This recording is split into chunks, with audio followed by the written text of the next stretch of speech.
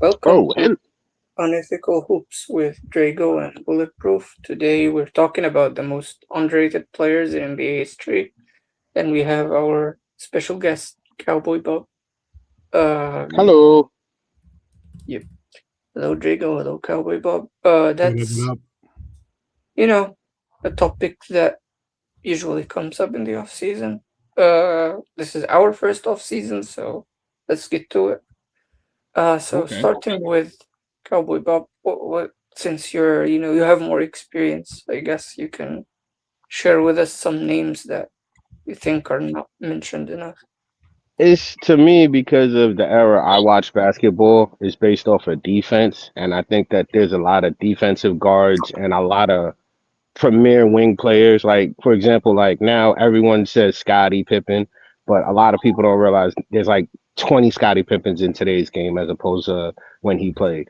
But if you look at a Joe Dumars, you look at a Jason Kidd, you look at a Gary Payton, they're only like highlighted or remembered for certain points. But these guys played both sides of the court, and to me, I think that in today's game they could hold up, but they don't get mentioned because they're not offensive. But today's league is all about offense. So for me, it's very difficult to bring up people who, outside of offense, can contribute to the team without it being a problem.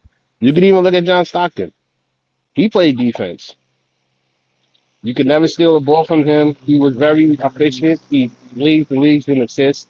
He gives you defense, but nobody wants that. They want the scoring guy. So I can sit here and run off a few more names, but like I said, it depends on what you look at. And I think that today's game is all about offense. Like they would want me to talk about, I don't know, Clyde Drexler, maybe about how good he really was compared to Jordan, or maybe how good David Robertson was compared to Hakeem. Like, those names because they actually put up numbers. They were competitive. They won championships. But when you really look at the whole aspect of old school basketball, it's defense. And nobody likes that. hmm That's a good point because I think uh, winning makes you survive your year, even if the gap was not that big. So if the gap between Hakim and David Robinson wasn't that big, the fact that Hakim won makes him more recognizable by future fans. And that happens with all sports, really. If you don't win, you're not going to be remembered that much unless you were the best player in the league. Like, And what sucks about Hakeem, I love Hakeem. Hakeem's my boy, but to me, he was just a better defender than David Robinson. They both were athletic. The way they both moved was unique in his own. One had the footwork, the other one had the athleticism who could cut, go around. Like I've seen David Robinson spin in one spot and pull up and hit a shot. I've seen him get to the rack while he's getting double teamed. Like he had fluidity, he had skill. Don't get me wrong. But when you look at these two, it's like with them, you could say the same thing about Jordan and Cl- uh then Clyde Drexler. You could say the same thing about Bird and Magic. Like to me, back in my day, they were always a dynamic duo that you can compare that were good, both defense and offense, and it came down to defense. But again, in today's game, what are we really talking about? Just who could score the ball better? Because if that's the case, then MJ MJ would be the GOAT. Play defense. MJ can score the ball, especially effectively in this league. Like anybody you take that was offensively driven back then, Reggie Miller's another one. I think Reggie Miller would be on the same line as Ray Allen, if not better, yeah, because of the foul calls, especially with his quick release. You got to look at how Reggie Miller played. Reggie Miller would He, have got a lot more fouls, and he would have got a lot more attempts at he's, making threes because he he was a is solid unmatched. mid range. He is Yeah, unmatched. he had a solid mid range now. Now, don't get me wrong, but he barely touched the surface on his 3 pointer because remember, he always started his warm ups 5, 8, 10, 15.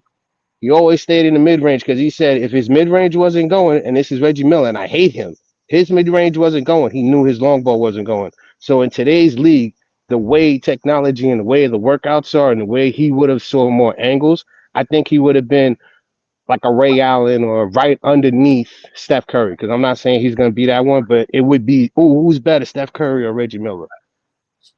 I just wanted to break in and say I do agree with your overall sentiment that I think a lot of people on this list is going to be good defenders because those are the people that often get underrated. I do think one of the exceptions to that rule is Reggie Miller, but he'll come up Hmm. later. But There are but more here's the thing though. exceptions. Here's the thing though. Reggie Miller did play defense. This is the thing that what most of y'all don't realize. This is why I try to tell you. A lot of these guys did play defense. Even Reggie Miller. Reggie Miller was playing off of switches because they would try to go off of him off of mismatches. And Reggie Miller would also play the passing lane. So a lot of the stuff you see now in today's league, for example, when you say the Knicks know how to hide Brunson defensively, they were doing the same thing with Reggie Miller. They were doing the same thing with Steph. It's a certain way where you could use the best out of that players and scorers. So when you look at Reggie Miller, he actually played defense, Yeah. I mean, especially if you look at what they do today with guards. Like he would fit in right in today's game and be no problem on defense. No, I do agree. I think Reggie Miller is very underrated. Let's just start with him. I think obviously the free ball, the way he used it was very revolutionary for the era. No one really did it like him. Like his off ball game, like he's probably up there with Steph as the best off ball player ever. He And, just and he's didn't have the extreme of Steph. His, I think, one of the not talked about thing with Reggie is he's one of the best foul drawers ever. Like for not like attacking the rim and not really having a good handle, like he got to the line what did he so do to my Knicks? What did he do to my Knicks? Score what? exactly. 12 points in 9 seconds when we were freaking about to win the This, playoffs. he did this. Yeah, exactly. Yeah, He's this is what he did. Came down, shot a three, got the inbound ball, laid it up, got to the free throw line, made the free throw, got it again back on the steal, hit the three, and then he scored 9 points. And we this isn't even 12 seconds. We were up by freaking like 8 points. They every come back and they're up by three, all because yeah. of him. Who else Spike Lee does that? space and Spike Lee space. I hate him. This guy was a nightmare, but he did it. That's why I'm telling y'all. Y'all fall asleep to how good he was. He was out here shooting like 7, 8 free throws a game in the playoffs. I think with Reggie, why he's so underrated is because I think people just look at his regular season numbers, where he was averaging like 18 at most, like 21, 22 in most seasons. He had one at 24 and a half. And then in the playoffs, he would go like 31, 20, 27, 29, What? 31. Like he was just took it up a notch in the playoffs. And he was also like super efficient for his era. Like he has some of the best relative efficiency and volume stretches of the in playoff history. So I think his production being mostly in the play more in the playoffs than the regular season is really why I think he's underrated. And I And think also, yeah, go on. Sorry. so also like if you just kind of don't say because his late Indiana teams actually made some far playoff run which dragged down his averages. And if you take those out, he's averaging around like 24, 25 for his like playoff prime compared to like the 20 he was averaging for his regular season prime. So I think with him it's just kind of an over reliance on regular season numbers and we only give all stars for regular season. We don't give all NBA and all star for the playoffs. But if we did, I think Reggie Miller would have made a lot of first team all playoff teams because he was really damn good in the playoffs. Like, and he was good late into his career. Like when he played Shaq and Kobe, like in 2000, when he was 34, he's like still fried, like was frying people. Mhm. So And you I also do gotta that's a say really shout. with his playoffs also, look at his defense. That he was way more aggressive in the passing lanes. He was cutting people off. He was way more he would get physical at the exact time, right? When a player would get hot, he'll do a hard foul and take it like literally look at how he would play. They called him dirty, but he was smart. I hate to say it. Like he would come down like we would the Knicks would be on a run, maybe 4 or 6 points. He would come down hard foul someone. Timeout. Everyone's mad. We're out of rhythm. Yep, His that's defense cutting off lanes, stepping in the spots, causing problems and havoc. Like he was a different defender as well in the playoffs. I got to give you credit for that too. these are actually the kinds of stories that I like when like I talk to an older NBA fan. Stuff like that you'll never really notice if you're even if you're like watching older clips and games. Like I don't think I would just like conclude that okay he's good at stopping runs. These are things that you had to be there for. So yeah, like that's a good point. And I wanted like about Reggie Miller. I wanted to say that any player that when they change the rules because of something you do, that's a sign you're a great player. It's always a sign you're a great player. So his foul baiting was so good that they had to be more strict about it. Now they're even calling technical fouls on it. So yeah, it worked for a while. And any player, any not just him, like Will, Shaq, these guys, they changed the rules for how dominant they were. So that's always a testament to how good you were. So yeah, but I want to first do something, which is define underrated, because I think there are like three definitions or like three types of players that get called underrated. One of them I think is not that valid to me, but the other two are valid. The one that I don't think is valid, I'll start with it. It's players that don't have like crazy glazers, but they're still respected. So like when people say Tim Duncan is underrated, like I don't think he is. He's just not glazed to the level of Kobe or Shaq. I mean Kobe or MJ or LeBron or Steph. But that doesn't mean that when his name is mentioned, he's brushed off. So He's the more an kind of in the middle kind of guy. There's no one that's like top two ever, like they are with Kobe, but there's also no one who's saying he's the 15th best player ever. So, exactly, yeah. So so he's just in quiet discourse, but that doesn't mean he's underrated. Maybe he's under talked about, but not underrated. So the other two types are either players that people just don't know, even if they know the name, but they don't know the player really, or Example, players. Mark Price. yeah, Mark good Price one. is a good. Actually, I was gonna mention because I just watched the video a few days ago of Mars, the top shooting guards. I was surprised at the amount of people who didn't even know about George Gervin. George the Iceman Gervin?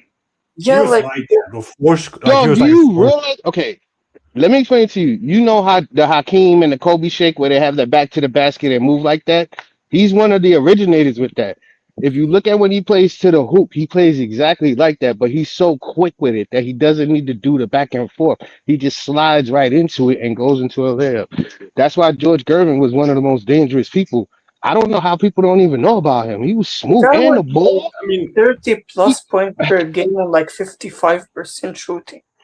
that's what I'm saying. Like the dude is If just like if they had the 65 game rule back in when he played, he would have won the 77-78 to MVP. me, and I hate to me, and I think my okay before MJ, who is the GOAT. Kobe's my GOAT, but before MJ, there was a guy named Dr. J. George Gervin would be his alter ego. Like if you ever hear of like how they have Flash, Flash is Flash would be Dr. J, and then the speedster would be George Gervin. You see what I'm saying? Like the two of them, they just had so unique, smooth moves that it was just like, damn. You don't even want to play defense. You just want to see it. You're like, wait, hold on. I know he did. I'm D'ing him, but let me see. Oh, that looked beautiful. Like, I'm sorry, guys, Also, but I just say, how you really don't know athletic about for the time. George? Really, Hell really yeah. athletic for the Well, time. yeah, there were people like when Pirate was talking in the chat about George Gervin because he had him fourth. I don't know. I don't think that's crazy. I How is that crazy? I I don't think think it it is. depends on what you think of James Harden, but I I mean, don't even think if it's See, you have James insane. Harden higher, is he like leagues higher? Like, I don't think it's insane. Let me say it like that. I'm not one of those James Harden guys because I think James Harden took advantage of the system, which I can't even knock him for because you're supposed to do that. And even Shea did it last year, so I really can't be mad for it. All I'm saying is I don't even think Harden's top five, but a lot of people who are younger won't see that. I So for mean, me, like if you look at George Gervin, how in that time he was able to do 30 points a game with that type of defense where I'm not just saying they would hit you and punch you, but the defense was you had to finish. You see what I'm saying? A lot of these fouls, you still finish through it, even if they didn't call. So whether it's today's game or tomorrow's game, guys like George Iceman Gervin should be respected. Yeah, and speaking of that video and Pirate, Sidney Moncrief is another player that people seemingly didn't know about. He was top 10 player in the league at the time, and he was finishing, like, he was getting MVP votes. He was the best perimeter defender in the 80s. Being the best perimeter defender of an entire decade is something that should matter, especially if you're good enough offensively. Like, he's one of the Oh, best yeah. players in the world. And Yeah, again, but the only one to do that is pretty much Hakeem. Like he's the next one to do that. If you Yeah, really look at Sydney decades, was like is never talked about like ever.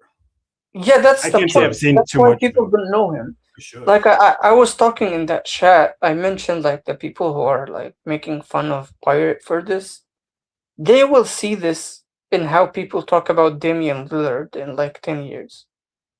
No one will remember Damian Lillard. No one. Damian Lillard really did nothing. Like let's really talk about it. What did Damian Lillard do?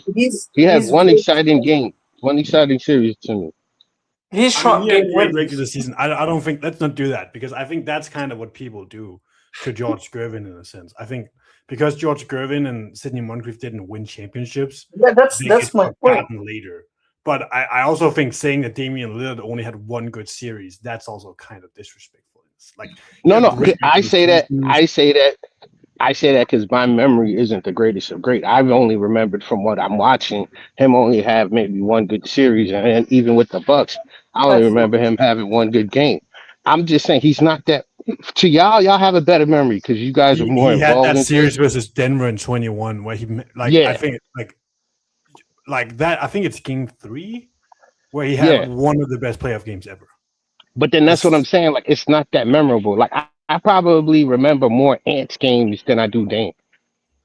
I'm yeah, not. yeah, I'm that's not the point. knocking significantly That's Dame. why better. I mentioned Dame compared to these guys because these guys did not stand the test of time.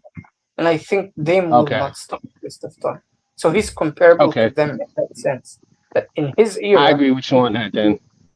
like people were like everyone knew when Dame was at his peak that he's a top 10 player in the league. No one was arguing against that.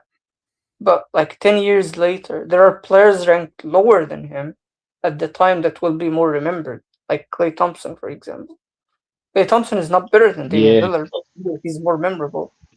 Uh, He did have that 30 and a quarter though, and no and he has dribbles. two Like championships. Like Dame that's had 71. Dame had yeah, 71 this exactly. year. Like he just and he made it look easy too. Like he didn't even break a sweat. He just that's what I hate about him. Like guys like him that when they on it, it's just Oh, this and then you just see them floating. It's like, hey man, you can't stop me. Keep looking.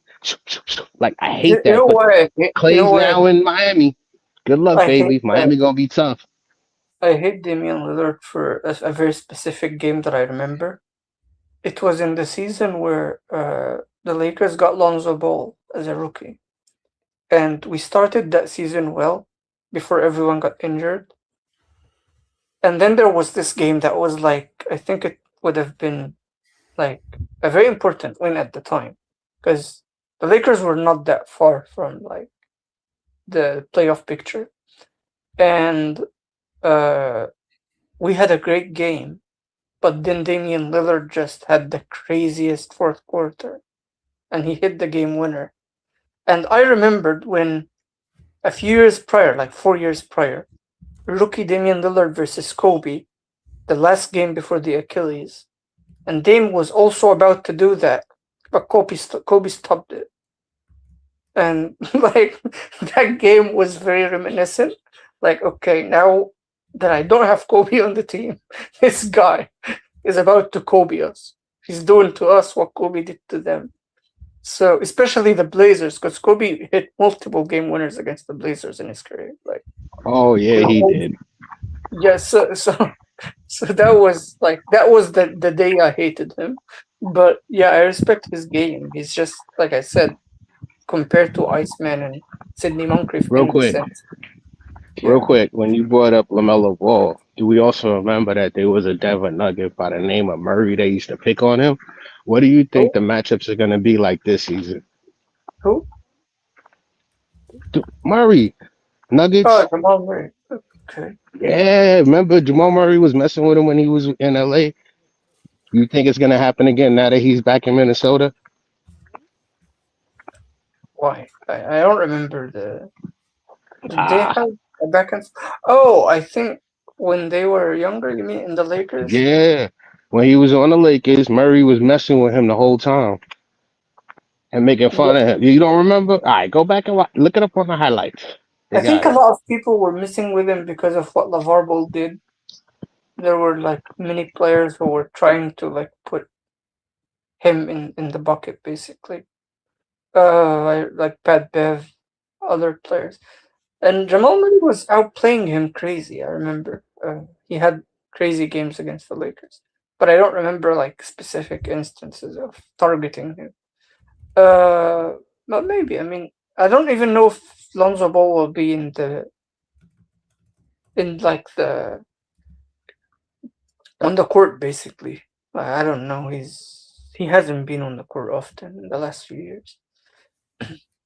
But yeah, back to the underrated players. There is, like I said, two type. The third type that I was going to refer to are, and this is actually the type that I want to talk about most, because in the second type you can mention a lot of players. Like you said, the players that are like obvious, but there are even more we can talk about later. The third type is players that everyone knows, but you as a person feel like this guy doesn't get enough credit. And I'm not saying this is not about like players that are older eras, so they are not that memorable. This is players that everyone knows, but you feel like, why is everyone down on this guy? Like, what's wrong? Like, am I the only one who sees him as this good? It's like I think Yalmar would feel this way about Draymond Green, maybe. Uh, but that's also because of your view on that kind of player. Maybe they're quiet, but like about Cowboy about like who do you think is a player that everyone knows, like a modern player, or like a player in the last 15 years? Everyone knows him, but you feel like he's underrated. Hmm. It depends on what we're talking about. If we're talking about scoring, we got an issue because there's a lot of young talent. Like look at old boy from Atlanta, Shay's cousin. He was supposed to Oh, and be one of Nikhil the, Alexander Walker. yeah, he was supposed to be one of the best scorers, but then playoffs he switched up. So if you're looking at scoring, there's always going to be a lot of those, especially in this league. Hold on, sorry. Give me one He's second. actually Shay's cousin. He is. Okay, interesting. Yeah, it's going to be an issue pretty much with what's going on with the league nowadays. But when I'm looking at the last 15 years, someone that stepped up, mm, I'm gonna say Ant Man. Well, yeah, Ant Man's already known. Everybody knows about that. See, I'm gonna say Ball. To be honest with you, I didn't expect his shooting to be as good as it's been. Him Lamelo being or Lonzo? Which one? no, the one that just went to his brother, the one that just went to Lamelo. the Timberwolves. That's what I'm saying. Are Yeah, the Ball brothers? Is he gonna stand up for his brother with Murray with what he did? That's what I'm that's saying. I'm saying I crazy. think I think Ah, Ball is yes, you gonna were be really talking good. about. Yeah, yeah, I misunderstood. Okay, go on. Yeah. Like you know like how they picked on his brother, you think that his younger brother is gonna step up and mess with Murray now. Ah, That's what yeah, I was trying to maybe. get at it. I Because mean, the middle ball is good. Yeah, go on. I think after what he did with his 3 point shooting last year and how he was aggressive, I've seen him miss like 6 shots, but then get consistent and make 8 in a row with Charlotte. So like that type, I know a lot of people are like, "What are you talking about? That's not a good thing." When you got a guy that can shoot, you're supposed to let them shoot. Because if it was Steph Curry, we would not even be saying anything. Because we all know the toughest shot in the world is not tough to Steph Curry.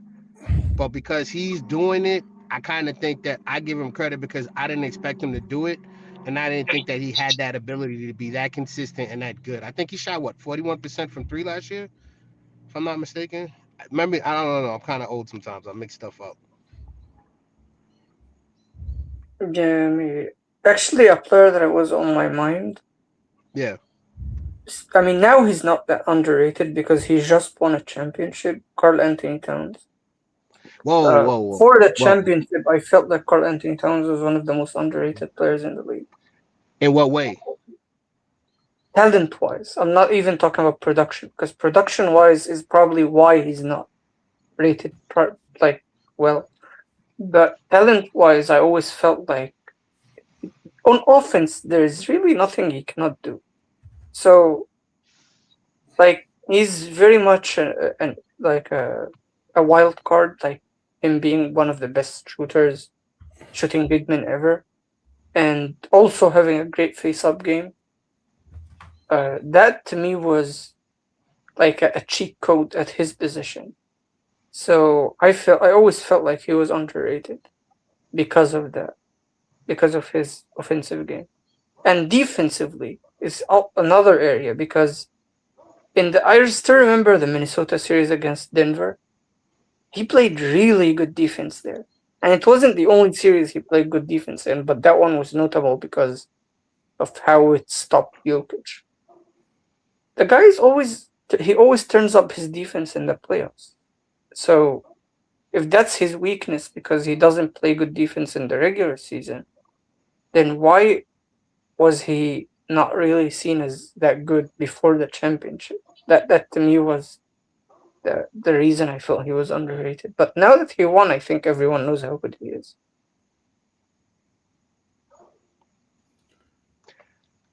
I was Yeah, just gonna say, I was just gonna say about Cat. I cover the Knicks, so I do write Substack, and I do do a channel, Blue Orange Tears, and I also have my own show, Fact and Figures, and I also talk on Chill with Chill. You guys know pretty much everywhere I go, I always talk about Knicks. But I knew Cat's defense would step up this year because that's why it was so difficult in the beginning of the year when you look at how he said he doesn't know his role. He couldn't understand it. So to me, when I read it, it was more like Cat was being told, "You got it, do everything, you do whatever you want." And he's like, "I'm not understanding it." Like they were teaching him to just go at the beginning of the season. And you are right. I think that no one could have said it better. He was underrated because of his defense, and especially his offense wasn't there this season, but his defense stepped up, and you were right about him. And I got to say thank you. Not a lot of young people say that about Cat. I mean, I'm not that young, but yeah. No, no, I'm just saying. No, no, I'm just saying because every time I talk about Cat, like even people my age or people who's like young Knicks fan, like Jay and all of them, and a couple of other dudes, they like, no, no, no, it's Brunson. Like, and I'm like, yo, I gotta understand. Cat did a lot, or he carried a lot this year. I was 20 I, when Kat got in the league, so Yeah. I I just wanted to that you talked about three types of underrated, and I do want to add in one thing that also I considered, like if you didn't get the awards or accolades in your time that I think you should have, that will also go into me thinking you're underrated.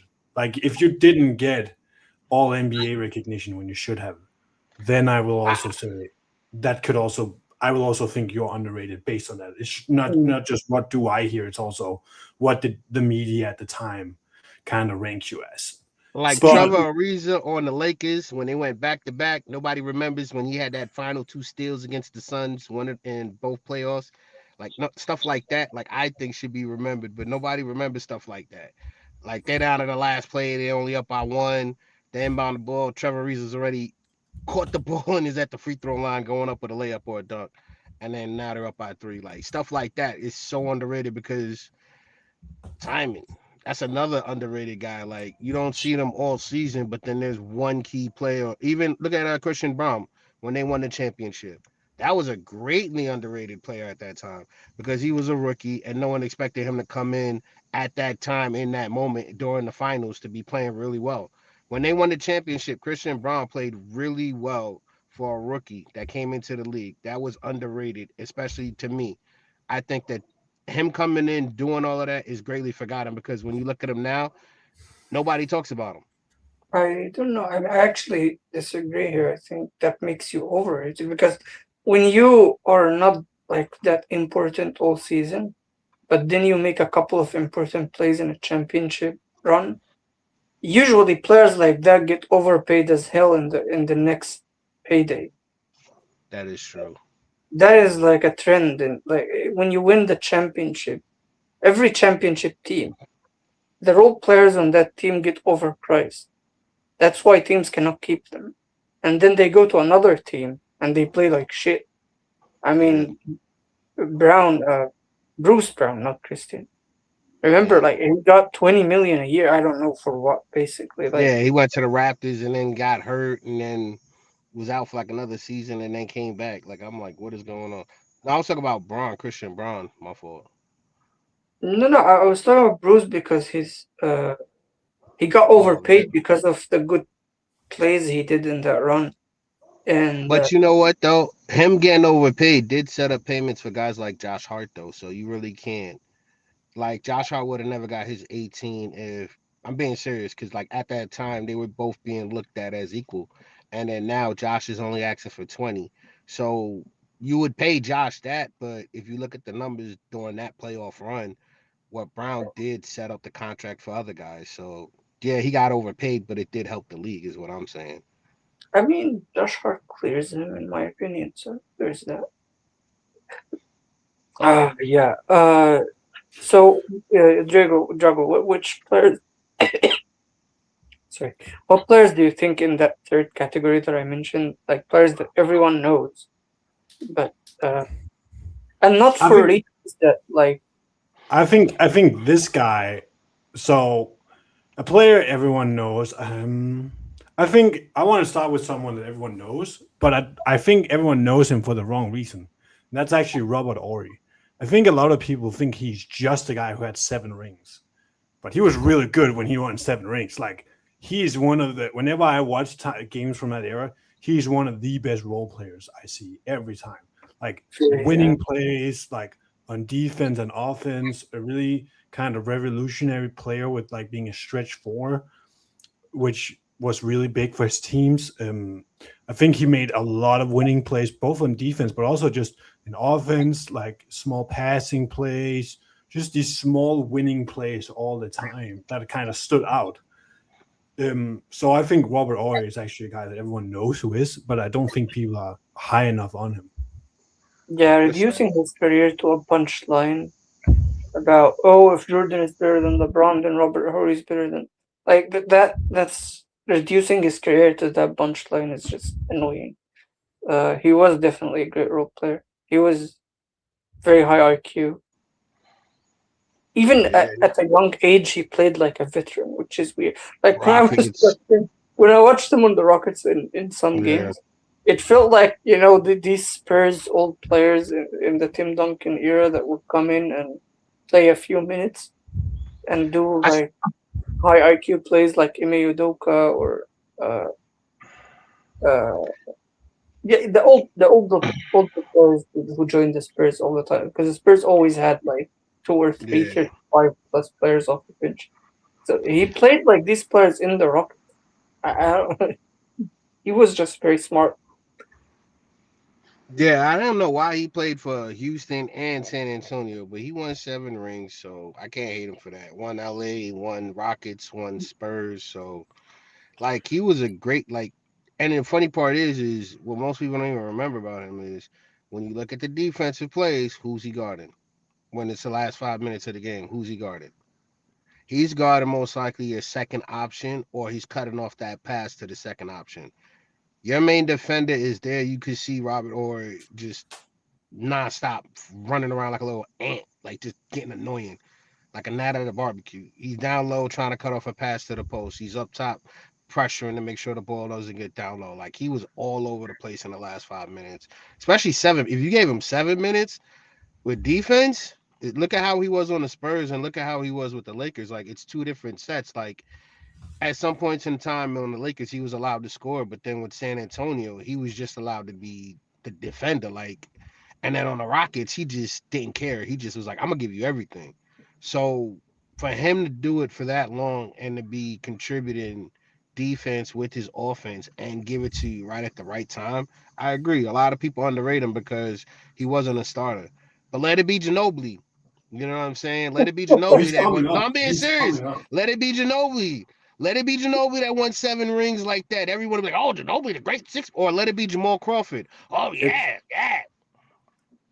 don't you ever put those two in the same No, no, sentence, no. like ever I'm a again. New Yorker, so I had to just throw out Crawford. I know. I'm not Yeah, saying. I'm just saying you'll Ginobili be was the banned from main here one. if you do I that know. again.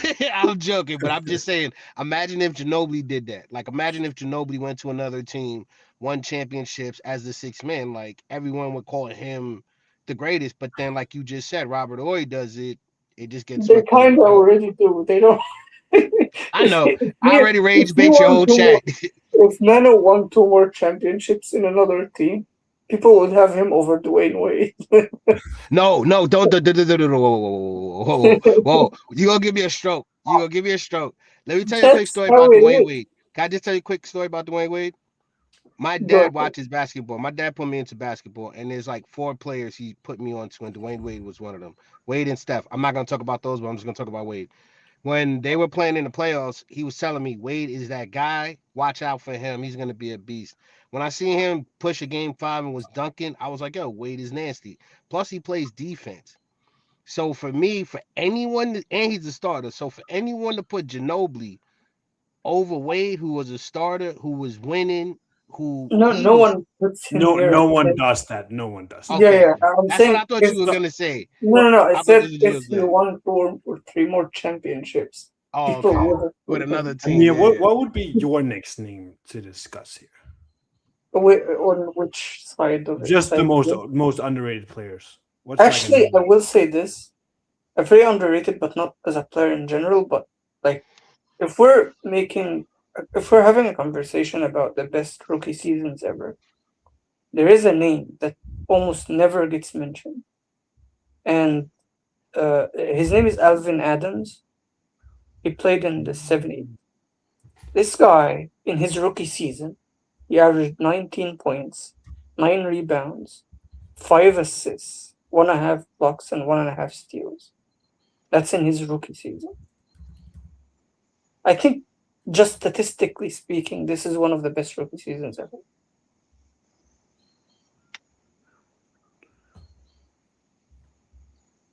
Who's the guy? I'm thinking of someone else. The guy that played for the Spurs, Alvin Robertson. That's who I was thinking about. No, Alvin Robertson was, I Yeah, he think, was like the guy that played for the Spurs that has a million steals. yeah, He he averaged has the most the steals ever. highest steals average ever Yeah. in like one season. I think he averaged like 3.7 steals in one Damn, season. Whose name is Alvin with an A? That's weird. that's a lot Instead of of an steals. I. Alvin Adams with an A. That was the player I was talking about. But the guy, Alvin Robertson, was also with an A. The other, Alvin Robertson is with an I. Alvan Robertson is with an A. uh, Alvin Adams, I mean, is with an A. there is Oh, also, speaking of Elvins, there is Elvin Hayes, also underrated. Uh, there is actually a player. Here's another name in conversations about the greatest shooters ever. Because I think, and this is something that makes players underrated as well. I think stars are more likely to be recognized for something they were good at than role players are for being recognized for something they were great at. Like, for example, Larry Bird is known as one of the greatest shooters ever. But before Larry Bird, in the ABA, the guy Lambeau, what was his first name? who are you saying? Lambeau, Lambeau. In the ABA, he averaged seven. He shot 7 threes a game and made it at like 38%. Uh, I don't know why I'm missing his name. I know him. I've watched him. He's the all-time leading scorer. Let me see. Let me no no. Let me get no Louis Dampier. Louis Dampier. Sorry, I was Oh, okay. Louis Dampier. I don't know why I blocked out on his name for a bit. Louis Dampier is one of the best shooters of all time, statistically and even eye test wise. But Fairs. that was in the '70s, but in the EBA, so it's not really remembered. But again, like because he's not I mean, he didn't go to the NBA or become a superstar or anything like that. He's not mentioned as a shooter, even though he was a better Yeah, he shooter. never played with an NBA 3-point line. He only played with the ABA 3-point line. Yeah, Still, if you're he shooting still was a 7 threes a yeah. game, I was gonna say that efficiency you can't mimic like regardless of where you at. That 70 plus is ridiculous. No, he yeah, shot seven, 36%. seven, Oh seven no, plus. 7 threes. My fault. 7 threes at He's like 36%. Yeah, shooting that's 7 threes a game in the 70s. That's kind of wild. that's That's what I'm yeah, saying. really don't hear is That's like one step down from what Steph is doing now, pretty much. Like you know what I'm saying? Steph is doing like what 8 or 9 threes a game, but he's at like around yeah. 39, I 40%. think this guy was shooting the most threes until Ray Allen came. Not even Steph. Like, I mean, not even Larry Bird or like Reggie Miller. I think the first player to shoot more than him was Ray Allen.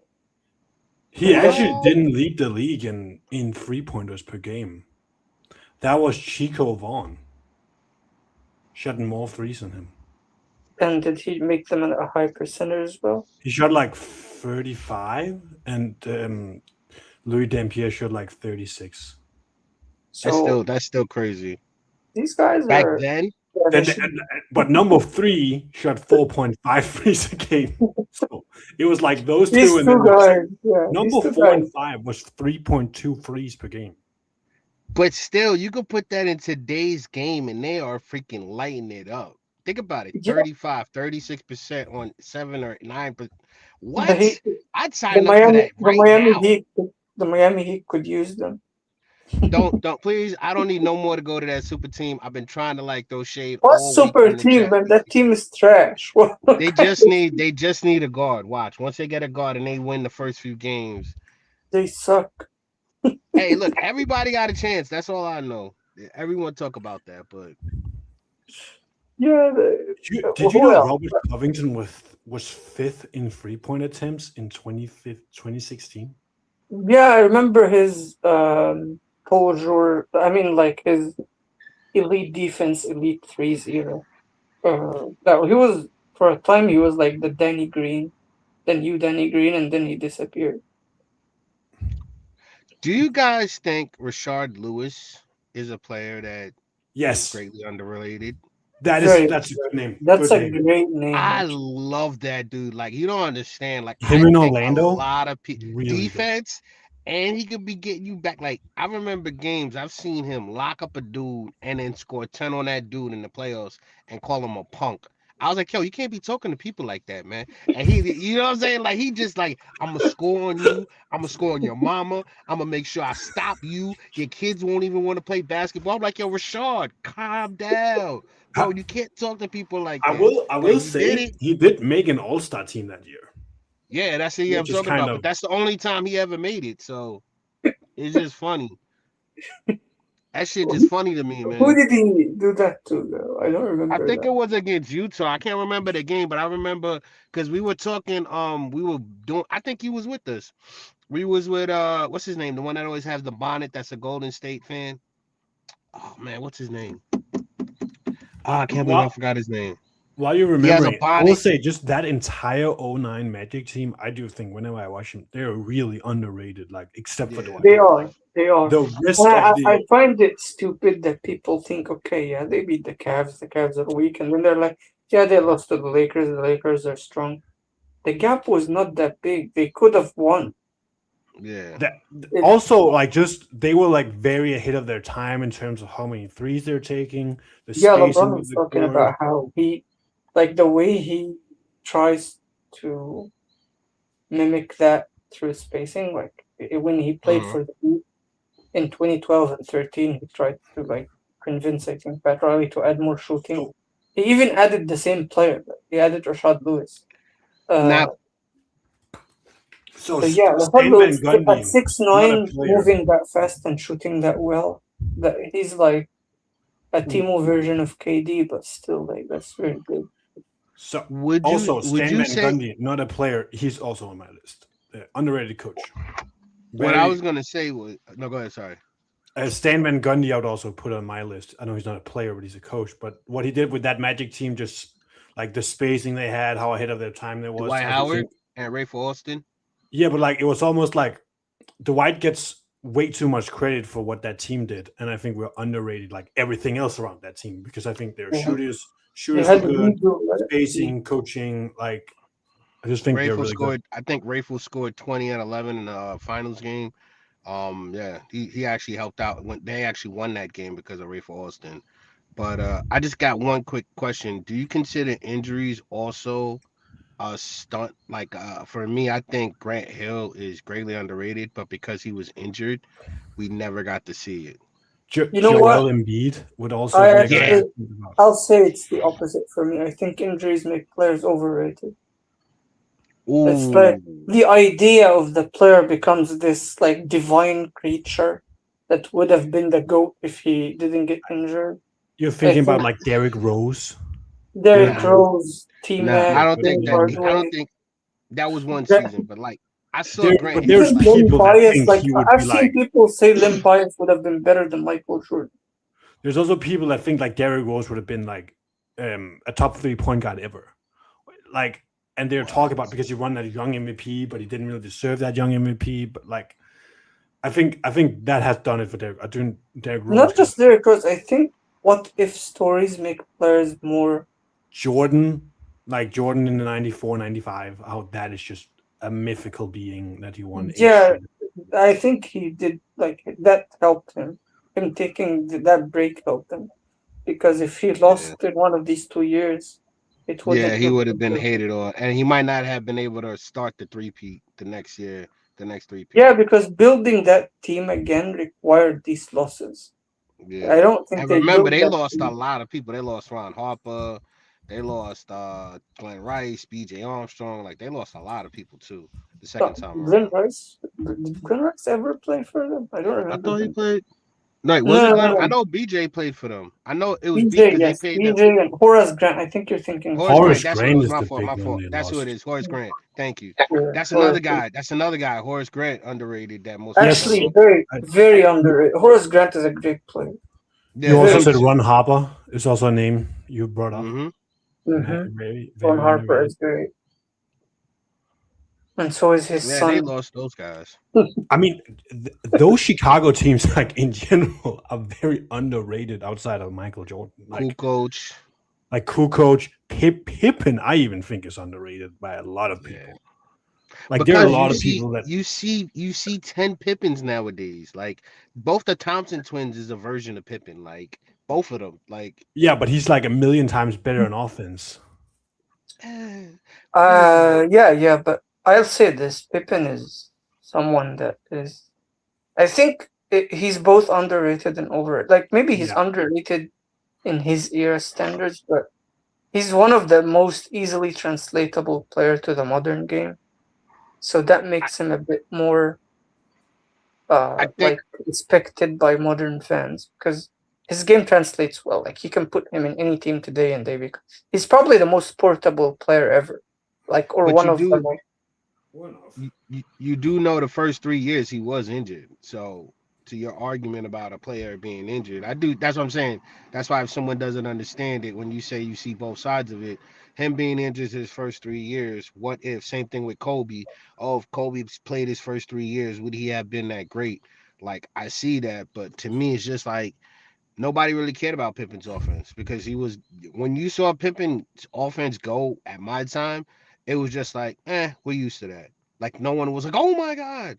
I Like if mean, you look his offense if you wasn't really that. I mean, he was a high he was IQ a quiet passer. 20, yeah, he was like a quiet 20 and 10 he'd give you. Like it was quiet. No one really paid attention, Yeah, but but he like wasn't gonna give you 25. Rarely. Like he yeah, doesn't score much. He doesn't have yeah, a that's lot what of I'm saying. scoring tools.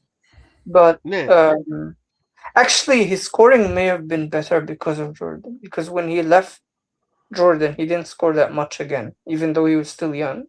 So I think yep. his scoring is not really that good. But every other area of his game is elite. I will So say that at 194 season, he did average the most points he ever did. It I mean that's 21, 22. It wasn't really that Yeah, much. wasn't that much more, but like he did yeah, average like 22 points. exactly. So And that like was his for peak me, with no other scorers on his team. yeah. I do So think So it's he's like like clearly the best wing defender ever. I don't know if anyone has any Mm, Maybe. I mean, mm. Because it's very hard to deter because when you look at wing defenders, a lot of it can go into size, a lot of it can go into wingspan, a lot of it can be based off of foot movement. It's very hard to see because to me, it's like, how do I say this? Like, okay, back in the 90s, it was very difficult to understand which guard was playing defense because everybody was playing defense. You know what I'm saying? But when you looked at the stats or when you saw moments of a lot of steals in one game, it kind of brought in the scopes on them, like Gary Payton, Jason Kidd, so forth. That's how they were able to stand out. When you look at wing defenders now, basically the way the systems are in the league, if you hold the ball in that area for more than like 4 to 5 seconds, you're doing a good job. Like if you're a wing defender now in the ladies game and you can hold that wing or that elbow and protect them and let them stay out there without taking a shot 4 or 5 seconds, you're considered good. You don't really have to do much. So yeah. for me, I can't really tell what's the difference between what Pippen did and what they're doing now. Maybe you can explain it to me, please, because I'm I, just saying I I think just they're think all the same. so with Scotty. I think what made him such a good defender is one, he had this. He was exceedingly versatile. His first thing was because in the 90s, because of illegal defense, you had a lot of the time you had to either hard trap, like hard double, or not double at all. Well, and what I think he could do when they hard doubled, because they're a very aggressive defense at times, when they hard double kind of left the big, he could switch on that big and bother him at the rim, or play a 3 versus 4 situation on defense. Then I also think he also had the versatility to when they played their more aggressive style, when they were picking up full court with him and MJ, and they were just two hounds full court. He was like really good at that. I think he could guard almost any perimeter player. I think he could at spots be on fives and be in the rebounding battle. I think he was really good as kind of this weak side rim protector as well. Yeah. I think he had Maybe they amazing hands. yeah, I think in I the think he second could just do everything really well on defense, and not even yeah, really like he could do everything great on defense. in the I'm gonna second say series this. you had four of the most athletic players in the league playing defense at the same time. Ron Harper, Dennis Rodman, Scottie Pippen, and Michael Jordan. Like all of them playing defense together. That's and Tony Kukoc, bro. That's so Yeah. nasty. And the best part This is you lineup were right looks like about the hands because to be honest, I forgot about that because once you brought it up, yeah, his hands were elite. Like at the free throw line, you could not bring that ball. If that ball was at waist level, he was stripping you. Or if you tried to cross between the legs, I remember a lot of plays. Him and MJ used to just do that all the time. Like they'll play like not a 2-3 zone, but they'll pressure in that way to where they're both attacking on either side of the free throw line. And yeah, his hands was nasty. Like, and it wasn't he wasn't going after the pass. He wanted you to catch it and see him knock it and see him like, like he wanted you to see it. So you were right. His hands is very different than any kids in this league. I give you that. Yeah. Also, just listen Fez. to this lineup: Michael Jordan, Scottie Pippen, Dennis Rodman, Tony Kukoc, Ron Harper. Ron Harper was 6'6", by the way. Like Mm-hmm. that's all in the same team. You can they're like all find 6'6", 6'7". 5 guys out there that are 6'6" and bigger. And you also have Scottie Pippen behind the plate to rim protect. Tony Kukoc was really big and long. Yep. And pause. But I do want to bring up another name in this vein, and that's the guy who assembled this team, and that's Jerry Krause, who never gets any credit for any of that. He was the GM of the Bulls, Mm-hmm. made the draft day trade for getting Scottie Pippen, hired Phil Jackson, acquired Tony Kukoc, signed Dennis Rodman, got Ron Harper, got Steve Kerr, like got Luke Longley, who's an Australian. Like he was really good, like really ahead of his time in terms of signing the overseas guys. Luke Longley, Mm, Tony Kukoc. I think he gets shit on so much because of the Last Dance documentary, where he got all the blame for them breaking up. yeah. But he was like the best GM in the league in the 90s. Yeah, But he actually, that's you are right because he was part of the reason why MJ did leave. So he kind of like solidated his. If you really look at it, like the way it ended, it wasn't really bad because the first time they left, it like you even said it, Amir, it saved him because he didn't play the 2 years that he missed MJ. And then when they came back, they won. And then when MJ was pushing to try to keep everybody together and try to maybe win one more, even though he messed up, you still have that what if factor rather than it actually being a failure. You know what I'm saying? So like in a way, I do see why you would say that, but outside of that, I think that dude was a total trash. I'm sorry, I did not You like think him at Jerry all. Krause was trash? No, no, no. I didn't like how he trashed the team, like how everything fell off. Oh, Because I think that if he just the way it sounded was all he had to do was just pay everybody, and he didn't want to do that I because think he that's more felt. the owner. You're talking about Jerry Reinsdorf, the No, no, no, no. owner. What I'm saying is like everybody, like everything that went together. Like they were like, oh, you should pay the players, or oh, this and that. Like I agree with you, Krause did put it together, but it's just like to me, I feel like I wish that they had actually had more. You know what I'm saying? Like I like the team so much, but I don't think it would have ever worked had that not happened the way it did. But you are right. A lot of things that the Bulls did was at first like Phil Jackson was a assistant coach, and they put him in, and he was running the system that he was just learning in the triangle. And like there's so many things that happened from there. And if anybody knows about it, MJ didn't even like the triangle. So even if you look at the coaching staff the second time around, He MJ's has that game was in totally common with different. he has that in common with Carmelo Anthony. But I Okay, remember what? when. Do you guys is remember when Dennis Rodman threw Carmelo Anthony under the bus during the Derek Fisher coaching stint with the Knicks? When it was like 5 months into the season and Melo's saying we're still trying to get used to the triangle, and then someone asked like Dennis Rodman, "How long did it take you to get the triangle?" And he said about 5 minutes. That was yeah, that what was does any of you guys have any more guys you think are underrated? Well, we that. did mention Mark Price, so Yeah, like you did mention We I did it. think mention he's one, especially being a 90% free throw shooter. Like this guy was one of the best baiters. I hated him. He always got to the. I think he did like 9 attempts a game. I think I can't remember to be exact, but I know he used to be really. He was like 90% from the free throw line. He was a really good shooter. I think he was like I can't remember. I hate quoting myself because it's been so long. I know he used to shoot like he went from like three pointers a game to like five, and he was yeah, he shooting it went at like from thirty eight 3 to 5 percent. in 89-90. He went from Yeah, 3 to 5, and yeah, and he then only shot like he shot 40%. yeah, but So that's what I'm saying. Like even though it was low volume at the time for him to be the facilitator, the creator, like he did a lot on that team, and he still shot 40%. I think that his shot is very underrated, like because he didn't win anything, and a lot of times when you see his highlights, he's getting clamped up by Jordan. So you know how that goes. But I think Mark Price is another underrated shooter. Yeah, he's the stereotypical white point guard. Hey, Uh, I love my white boys, man. Some of them could ball, man. Larry Bird, one of them. You could, yeah. I'm just no, look. there are point guards. Like if you think of a white point guard, there's always the 3 point shooting, the pick and roll. Jason Kidd or the John Stockton. Yeah, John Stockton, Steve Nash, Mark Price, yeah. 2 points. I hate. Okay, let me ask y'all a serious question. Okay, do y'all think that Je- um John Stockton is underrated or overrated?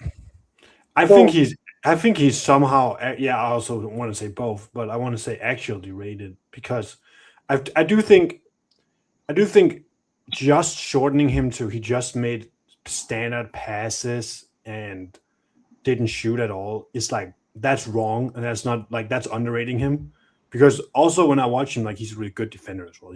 Actually a really good defender. Yes, He's a really good yes, orchestrator. I think he's a really good at finding the passes that are there. What I do yes. think when people overrate him, in my opinion, is like when they compare him to like say a Steve Nash. What Nah, John Stockton did was more like he took what the offense like kind of gave him. Like the offense is designed about him, like someone getting a screen and he hits him for a mid-range jump shot. Nothing wrong in that. Like what Steve Nash did was more like he gets a pick and roll. He gets into the paint, dribbles around, does his little Nash dribbling, and then he fakes someone out and gets someone open for a dunk. So I think what Steve Nash did was one set up more efficient shots in general. I also just think he sets up like it's him setting it up instead of the offense. Like it's not the guy running around the screen that does the work for him. Like Steve Nash is doing all of this by like he's the one doing the work. Where John Stockton is more like he just had so many passes that was just like okay pass. Like it's good passing. Don't get me wrong, but it's not the best passing of all time, like Steve Nash and Magic did, where they found like layups and dunks at the rim all the time by, by their power. I think that's the difference in the two. I think. To me, it's about the reason I think he's overrated is just his standing in the league at the time. I think just because he's the all-time assist leader doesn't mean he was ever considered a top 10 player in the league. His highest MVP finish was like eighth, and that's like 1 year. 1 year, Yeah, yeah. that's That my was the point. year he I shot. don't think Yeah. That was when he I went to don't the think free throw line, I think like 12 a game.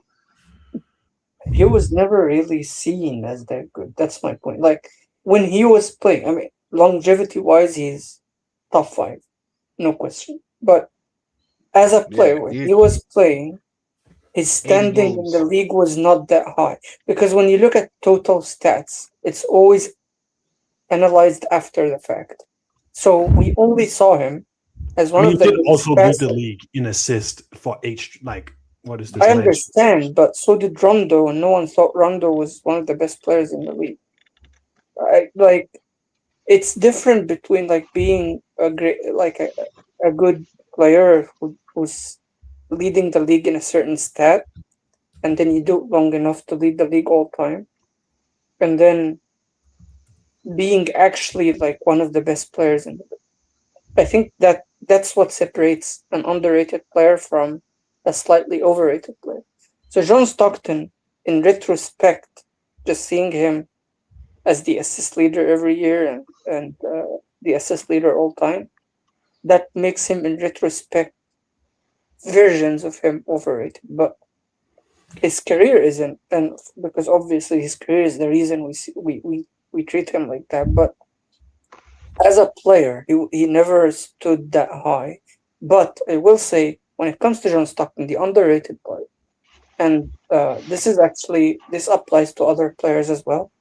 I hate it when people see players make bad takes after they retire and then they act like, okay, players just don't know ball. I think there is a certain aspect of basketball that we need to listen to players in, and it's matchups.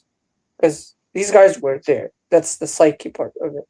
They know, like, the matchups, if, like, most players in an era are talking about one player in a certain way, even if we as fans can't see it, these guys are probably right. Because there's no reason every single one was fooled into believing this guy was that good.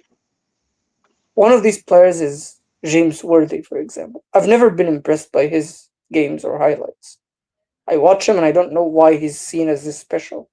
But when I hear his peers talking about him, I realize maybe there is something wrong with my perception of how good he is. Because if he was not special like I'm seeing, maybe one player would say that about him, maybe his teammates would say that about him, but not every player like Dennis Rodman said that James Worthy was tougher to guard than Michael Jordan for him. That's Dennis Rodman we're talking about. Yeah, Dennis Rodman says a lot of crazy shit. I will say that. Yeah, but he's not the only one who talks about James Worthy like that. Actually, another player, John Stockton, the reason we mentioned this conversation is John Stockton. His peers had massive respect Is for it him. Gary Payton that said that as well? Gary Payton said that like it's tougher to guard MJ than it is to guard Jones. Like it's tougher to guard Stockton than it is to guard MJ. I think he Yeah, did. Stockton. No, Yeah, because I you know think he why said Stockton. something. Here's the reason why a lot of people underrate Stockton, and I'm gonna tell you why. A lot of people do know that when you play college three, the job is to basically run angles and to protect the ball. So a lot of the stuff that you were seeing in Stockton is the same thing Magic was. But the way Magic was doing it was Magic was doing the flashy passes. Look at how they both protect the ball. Magic would dribble, but the way he would dribble was he would dribble it instead of where Stockton would protect. Like when you see a player dribbling, you see them dribbling like this, right? When you see Stockton, Magic would dribble here where his leg is. So it's pretty much he would dribble in between his legs as he's coming down. But both played where their body was protecting the ball. So when it comes to John Stockton's game, a lot of people are like, oh, it's boring, but they protect the ball and it's very hard for you to get the ball from them because the where the ball is bouncing, you're gonna hit some part of the body. Sort of like how MJ says, when you catch the ball and you're going left, you're supposed to lead with your right foot to where your leg is blocking the ball. And if they try to reach in, it's the same way. So when it comes to guarding those type of players, they keep the ball away from them. If you really look at it, Magic was also a very difficult person to guard. The only way he messed up was when he was turning over the ball himself. So Yeah, but Magic, I mean, like to this conversation, I think no, I was everyone just knows saying it. Stockton, the way he kept the ball on the back end of his shoulder and he kept the ball away from the defenders is what made him so difficult. And he could spin at any moment. You would go for Yeah, the ball and he could spin and attack the rim. He had very good pivotal and lateral movement for a guard. yeah. I also saw him cross over Dennis Rodman in a game so easy, like so smoothly, going Yeah. left. And he would Uh, just drop, and as he drops down, you don't even know yeah, which direction he's going. I think also with Stockton, it's just he looks ridiculous when you watch him and you just watch a player from today. He looks ridiculous, like when you compare him to that player, just because of like he's somewhat like the style. He's white, short. His how he's dribbling, he's not like even short. He's like 6'4", isn't yeah, but it's like he's a caricature of like what you think an '80s point guard is. Yeah, Like like a he? Yeah, white guy Indiana who takes Boozer care of the point guard. basketball, makes a lot of passes in the system. Yeah. Like he yeah. does. It's like how people talk about Dan Marley as if he wasn't one of the most athletic players in the league. Now But that's yeah, a guy. That's another guy that's underrated. yeah. Speaking of other underrated players, we cannot make a video about underrated players without mentioning Bobby Jones, the Minister of Yeah, Defense. never. Uh, He's one of those never talked about guys. Here we go. yeah. No one talks about him, and no, even like most people don't even know him. I will admit the only reason I even knew about him was a Johnny Arnett video. Shout out to Johnny Arnett. That was like 2 years ago. He was talking about the most underrated players, and he mentioned them. He also made me like look more into John Havlicek because that's another underrated player. Because he's the only one from the Bill Russell Celtics other than Bob Cousy, who ended up being one of the best players in the league in his own right. So yeah, that's John Havlicek as well. From the players that we all know, though, I wanted to mention Kevin Love. Kevin Prime Love. Kevin, Prime Kevin Love was crazy good. He was crazy good. Wait, we're talking about Minnesota love, or we talking about Cavs love? Minnesota Love, and when he was When allowed he was to 20 and be 10 himself. love before the All-Star break, and everybody was talking about you know you love him. I remember that stupid commercial they had of him, remember? He's Mr. Love. And you know what I'm talking about. I mean, I can't I gotta find I it. don't, I'm gonna I post it in don't. the chat. I'm gonna find it and post it in the chat. But yeah, that was when he was 20 and 10 with He them. I came remember that. second for six man of the years 21, 22. Shout out to you, Kevin Love. God dang. Yeah, Kevin. And then when he went to the Cavs, he was a he was a different type of dude. He was one of the best offensive rebounders in the league, one of the best Yes. shooting big men of all time, one of the Hmm. best passing big men of all time. And if you're He's that like Jokic combination, on low volume. He was like it was most his like outlet passing, but they weren't really Yes. like running action around him as much. but It's if more they did, he would have like I think his high post play like decision making is very good because his shot is so dangerous.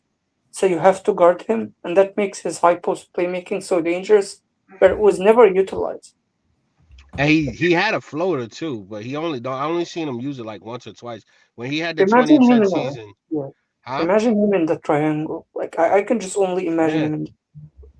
Like I would have seen him in the triangle, he would be like a more effective Luke Longley, where he would be a good rebounder and he could shoot outside where you need it Way though. more Like how Luke effective. Longley was with the rebounding, he would be like that, but he would just be able to hit the long shot because that man can shoot The reason I mentioned the triangle is the high post playmaking, the offensive rebounding, rebounding, yeah. the shooting. He had all the tools that you get in the triangle. So his game was And he built could for a rim protect system like too. that. He And was also for his size, he was a decent the rim spur I, protector. system.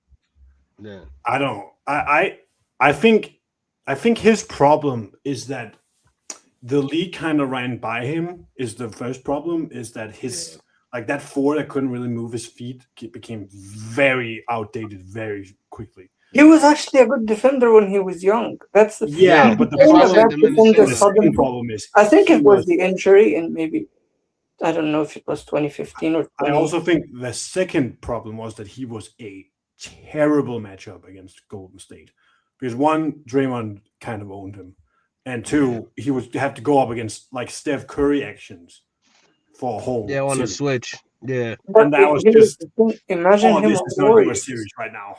Imagine him Between on the the Warriors. foul, yeah, between the fouls they were calling on him or the switches that he was getting off, yeah, it was So, bad for him. so I think that's what's kind of do him a disservice. Is just like, yeah, I think he was a good player, even like when he was with the Cavs. It's just that his skill set was just not what they needed when went against the Golden State Warriors. That's the thing. If he was playing for the Warriors or the Spurs or like before that on a triangle offense, which is three offenses that are coach oriented, these teams would be perfect for him. But he played on a team that ran a lot of ISOs and a lot of spread pick and rolls. And now you have to either be the shooter or the ball handler, and so naturally he was put to the corner. He didn't rebound that much, and that lowered his value. And then he got injured, and that made his defense worse because his defense was good, but it wasn't. He wasn't athletic enough to come back from injuries and still be that good Yeah. defensive. So, especially because he was undersized as well. He was like 6'8", So yeah. 6'9". So yeah, that these injuries ruined his defense. But for his short prime, he was really good. Yeah, Um, 20 and 10, like a Jermaine O'Neal, but not as good on defense. yeah, he was different. He was like an Al Horford type. Yeah. Pau Gasol maybe, but like older Pau Gasol. So I do have another name here, and he's Marc actually Gasol. no, I do have Meta World a Peace. name, and he's a guy that everyone knows about. He was in these series we're talking about all the time. It's not Draymond. It's kind of the other guy. That's Andre Iguodala. Think I I think Is when he you look at actually like Andre underrated? Iguodala's eh, I don't know Andre if that's Iguodala fair. made two all defensive teams in his career. That's too low. And then the other thing is that in 2016 and 17, he did not win six men of the year. That's the biggest robbery in the history of NBA awards that he didn't win it in 2016. Wait, who won it? Jamal Crawford, and he was I mean, Told you Jamal Jamal 100 was a Crawford. beast. million times better player than Jamal Crawford Jamal was. Jamal Crawford. Crawford was a beast. I told you.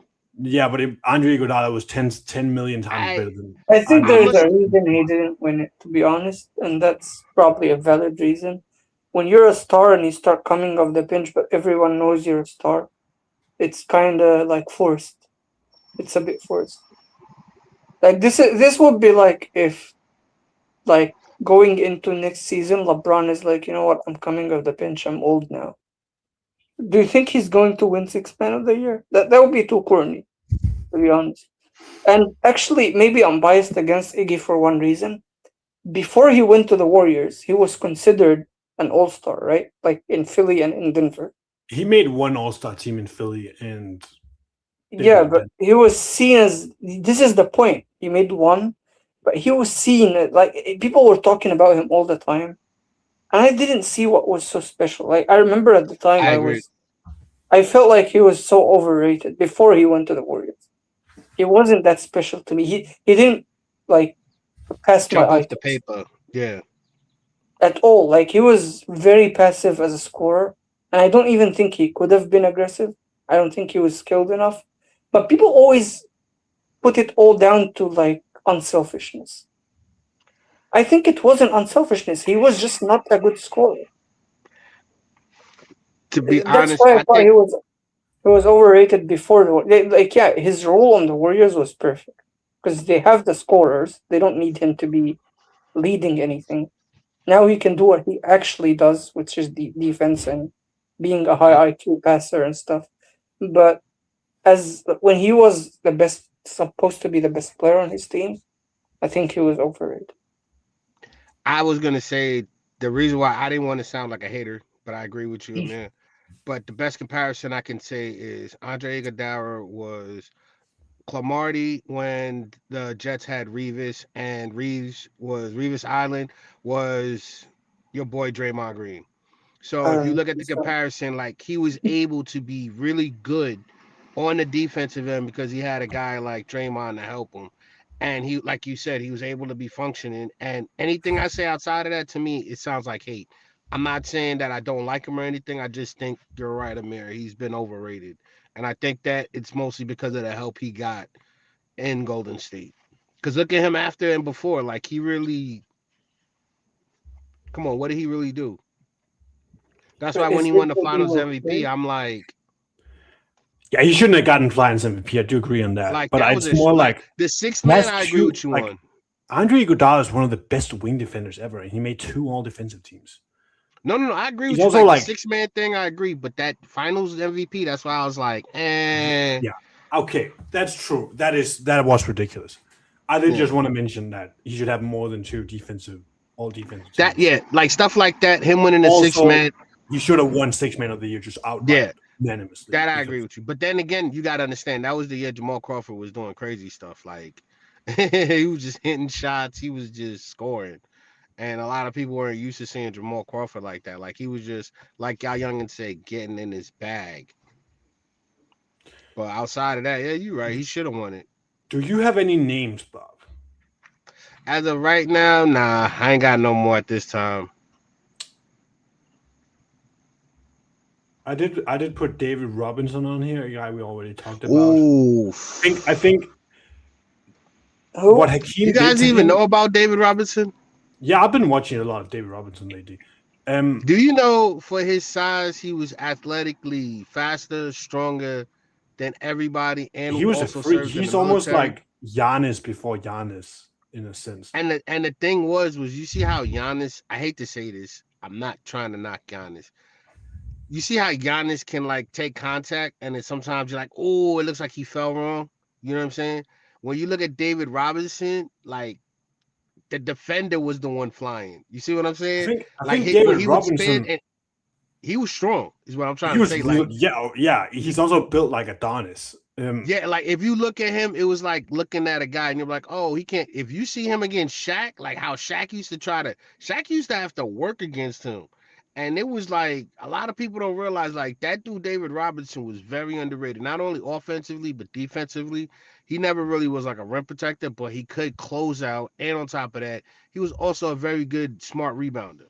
Very good in transition for his size. He was one of those bigs that I think started it where you could literally just throw it in the air and he'll be down low, run like he's running down to catch it and then just go right and dunk it like with no problem. Like he ran like a guard. He his footwork was that of a small forward. He was able to run in transition like a guard. He was able to come and come and collapse on defensive help and block really well. He had a very good IQ of reading the ball. Guy was enhanced. The problem was as athletically talented he's playing against some of the greatest other guys like Hakeem.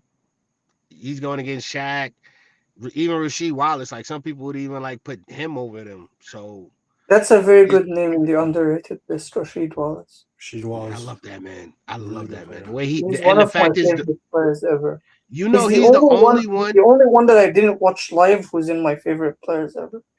he's the only one to expose Shaq. You know that, right? When you look at the Detroit series, why they lost, he was the one drawing out Shaq, hitting it off the glass because Ben Wallace, I think Ben Wallace, I forgot who it was, either Ben Wallace or Rip. One of the guys told him, hey, you got a good shot. Why don't you pull out Shaq out of the paint to where he's out of the paint? We have a better chance at the rebounding with Ben Wallace.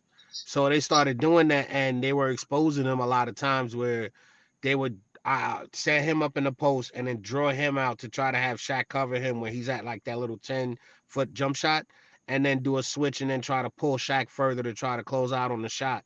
So there was a lot of things that they did with Shaq, and I think that he was one of the first ones to expose Shaq.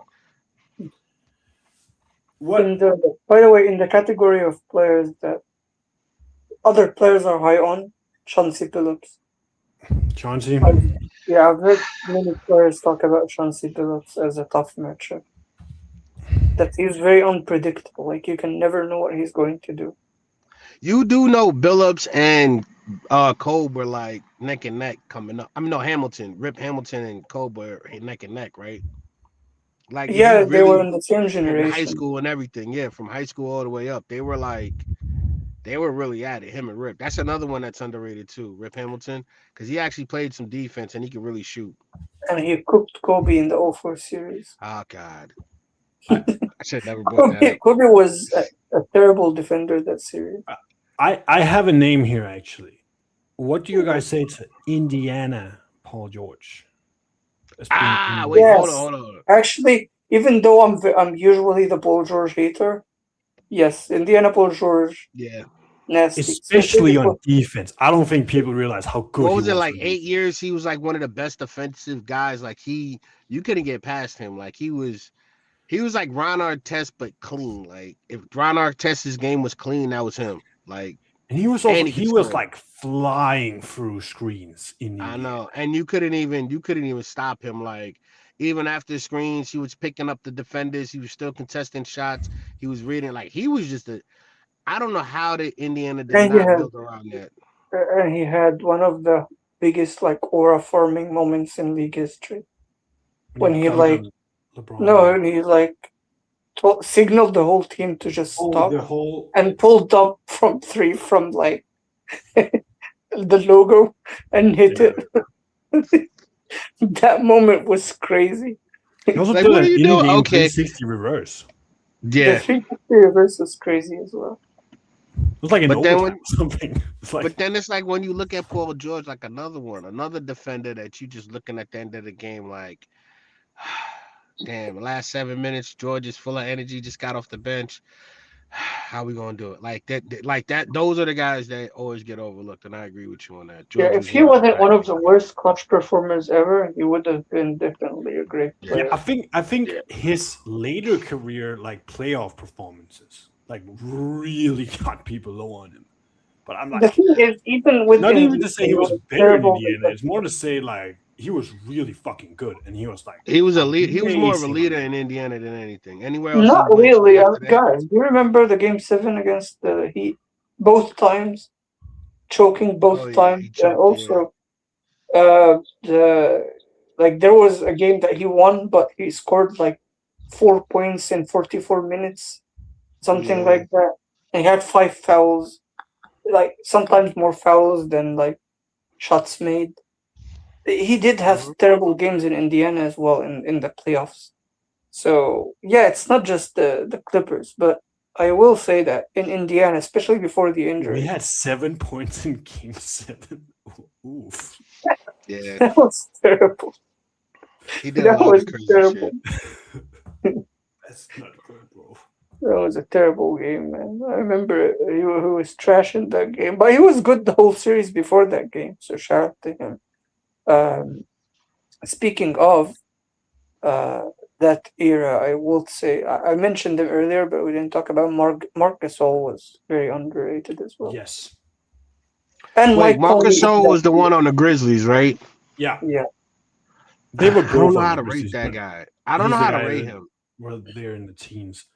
I He think I was a think better some people defender think than he's Paul, right? overrated because of the depoy he won over LeBron, and they want to give that to Bron. I will say, like, I don't know if he should have won that depoy. I don't care. Uh, One thing that we never bring up about him is he's like maybe one of the best big defenders ever. Like on bigs, like you remember what he did to Embiid in 2019. Yeah, that Like is they true. brought him in to Toronto, and he was like a major part in them winning a championship. Was what he did on Embiid. yeah, that was my call. Like that was the one of the my best takes, similar to the Knicks one that year. I said before the 2019 season, even before they got Marc Gasol, right after they got Kawhi Leonard, I said they should go get Marc Gasol now, and they will compete for the championship. And they got him and compete and won the championship. But of course, I didn't expect him to win against the Warriors, but I said they will be their best matchup. Uh, but anyway, like Marc Gasol to me was just so complete. That's why I think he's so good. He was so big, like not even regular size. He was bigger than the average center, especially at that time. He was a great shooter from both the mid range and three. He was a great passer. He was a great defender. and he even had like sneaky hands. He would get a lot of steals, which isn't common for centers. And he had a post game. He did not have any weaknesses, and that's why I think he's underrated because you could put him in any team ever, and he would be a great addition.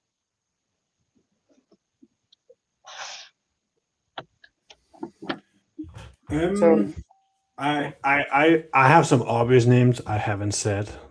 But I do want to say one name first, and that's Bill Walton. peak Bill Um, Walton, that's for sure. I Yeah, think no one ever. I'm actually very excited for what Mars is doing here with Mr. his Portland. what he's like, what where people are going to rank him for the center's peak. I am very interested in because while he had no longevity to speak of, he was so good in that 70s in 76 77 when they won and 77 78 when he won MVP that like his peak is up there with like the 20 best peaks ever, 15 best peaks ever. Like he was that good. Like he's Yeah. also one of the best defenders of all time. Where would you rank him though? Because most of the centers had insanely high peaks.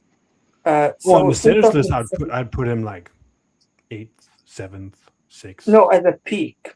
Yeah. So we're saying, of course, Shaq is obvious. So I think Will Shaq, Wilt, and Hakeem and Kareem. Hakeem would has be a my higher top. peak than Bill Walton? I think Hakeem. Okay, Mm. those I don't three. even know if he does, to be honest. So the three I mentioned was Shaq, Wilt, Kareem. Maybe you take Kareem out. Shaq and Wilt had the two highest peaks. Kareem, I think, probably also. Kareem and Hakeem, okay. I think Kareem that's was it. better I at his think best that's than Bill Walton. literally I it. think I because don't they think also that played at the same time, and Mhm. even probably- in 77 and 78. yeah, it's Kareem. probably in the top 5. I don't think there are 5 better peak centers than I mean, Bill. it depends on what you think of Bill Russell. So, He's more of a career guy than a peak guy, though. but I also like even on his career, like he was still like right there. So I think it's Hakeem, Bill Russell, and Walton and David Robinson, kind of. Maybe, yeah. That would be unfortunate because unless they are doing a Jokic. video for the actual centers, just the centers, I mean the players, not just the centers, that would make him look normal. But I think the centers in general have higher peaks than forwards and guard. So if we make a video, like you said, he could end up being top 15, even though he could be the 6th best center. They could be the 6th best center and still be top 15. So Yes, that's how good the Stenners are. I mean, the Stenners could like not have Moses Malone, who won 3 MVPs in their top 10. I mean, That's Pirates crazy, will right? Like, have him for sure, but let's see how many non-Pirates get him. but Uh, like let's think about it. Like we had the five everyone knows. Then Bill Walton, Jokic, David Robinson. That's 8. Then are there 2 more you could have him ahead of Moses Malone? Embiid, you could Ewing. certainly have up there. What about Ewing? Nah. Ewing, probably not like. What? If you Okay, go y'all 1 do year know peak, Ewing was top 5 for MVP as well as being one of the best blockers in the league. He He averaged was. 2 blocks. Look at his stats. Look at Patrick Ewing's stats. That's another I mean, underrated. Moses Malone was a I'm gonna throw that in three-time. as an underrated player. Look at I his th- blocks for five I for do 5 I do think seasons. Ewing is a little bit underrated. Ewing 5 is a seasons fantastic he defender. averaged 2 blocks. He was one of the best defenders.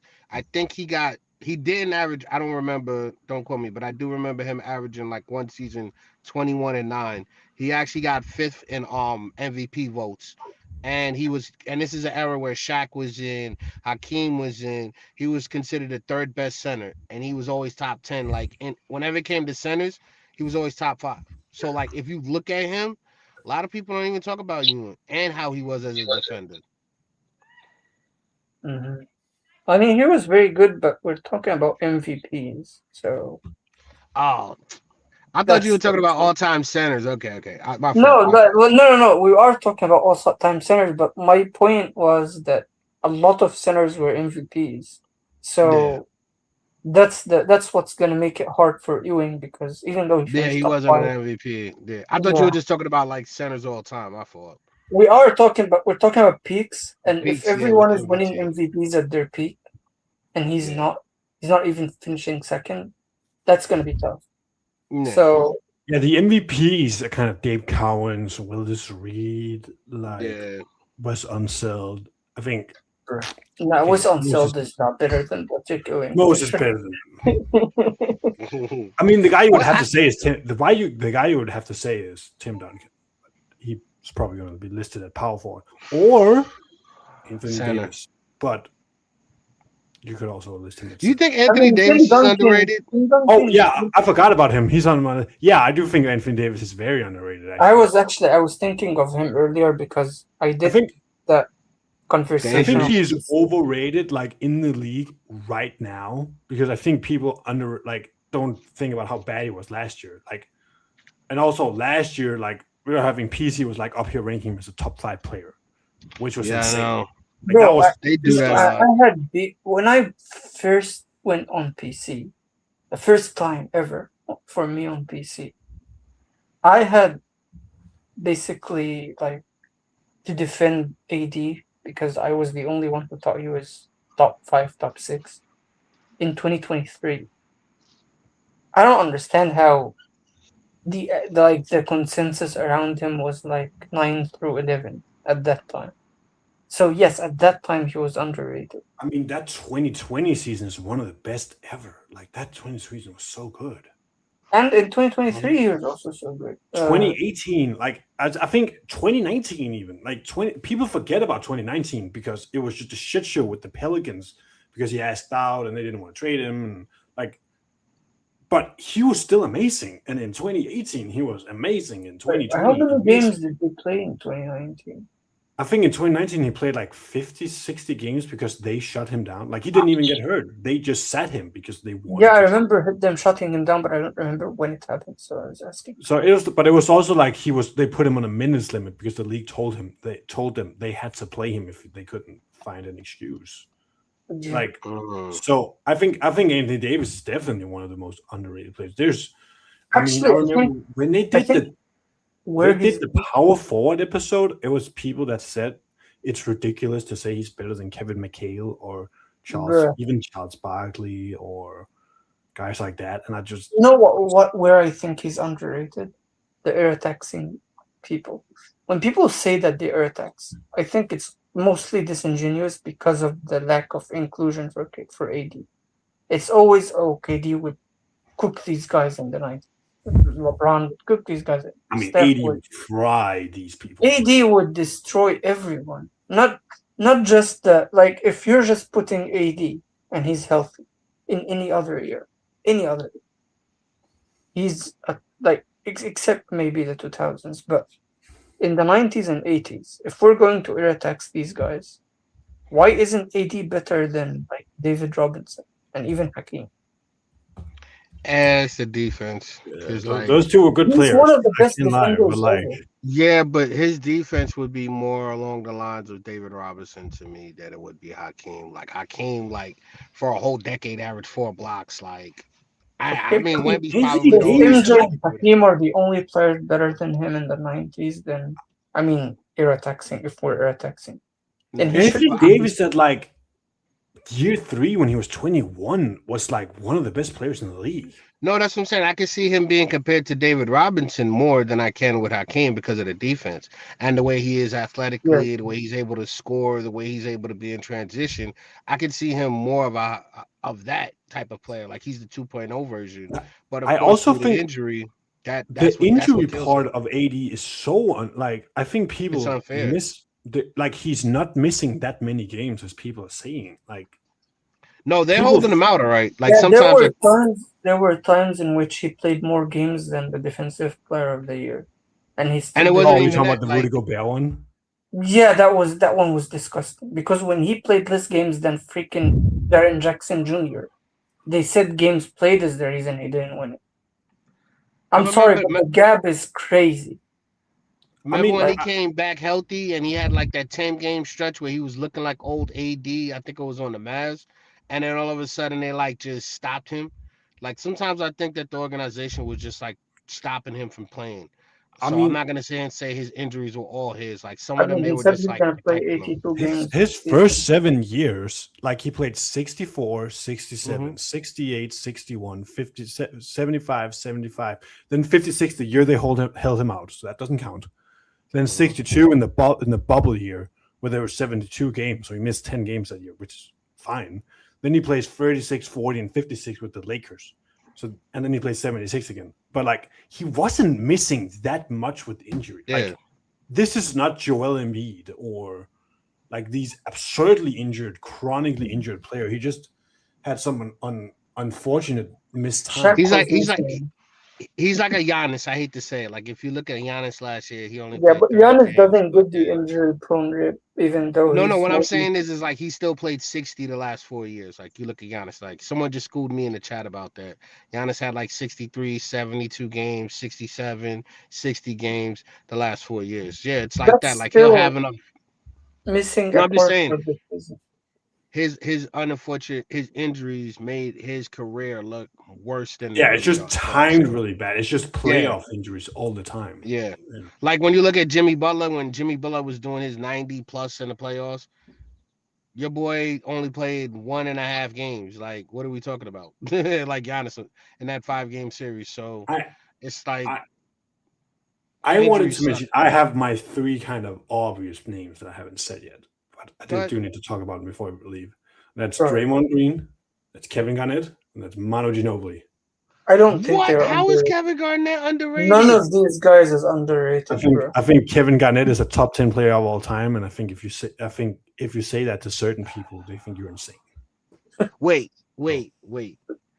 Are we talking top 10 player of position or no, all top 10 player in a position, dude. What? What? I'm trying to save you, bro, because you know how hard it is to put KG in the top 10? I've done it, so May I no. hear your top 10 in, please? I'm sorry. I I think I gotta hear did it, but like I think it's LeBron, MJ, Bill Russell, Shaq, Kareem, Steph, Hakeem, KG, Tim Duncan, Will Kobe Magic or something. Those three you can kind of switch. But like that's my top 10. I have him over you know Tim what? Duncan. You know what? I can't even be mad at it. I thought I was gonna hear some other bull, but because you started off with LeBron, and then I thought we were gonna go down this route, but you actually have a legit. And then even though you don't have Kobe in the top 10 like that, you have him in the 10. I can see why, but all right, fairs. I give you that. But I I don't think think KG Kevin Garnett. Because look, I'm gonna tell you this: when I was coming up, I even had a pair of the foam posits. These were my first pair of Nikes, were the KG foam posits. I wore those in school. I went to high school, and my high school was, let's just say, they were wealthy. Everybody who I was with, we were known, like they were what you call like anything now in the movies where you have the famous people and the non-famous people. I wore the Kevin Garnett's foam posits, his first sneakers. I kid you not, everyone was putting me in a class above, like I was wearing Jordans. Like they were like, "Oh my God, Brian like got they got." KG, They were like, "Cowboy Bob got these fresh KGs." What? So for me, KG was never like he was like they put him on a pedestal before Charles Barkley. Wait, you've Like been Cowboy Bob since you were that young? yeah, I actually been other names, but Cowboy Bob PC created for me. But it was always been like I never had a lot of style. you're I going never like had a style. I'm gonna tell you this. I never cowboy. had Jordans. I hated Jordans. I hated Jordans because I'm a Knicks fan. And I hated, I'm being serious. Like I hated Jordans. I never wore them in high school. I got picked on because I wasn't the cool kid. But when I wore them KGs, bro, I'm telling you, people would like, yo, he got some sneakers on. And we would joke, but for me growing up, KG was always that dude. They were saying he's better than Tim Duncan. He's better than David Robinson.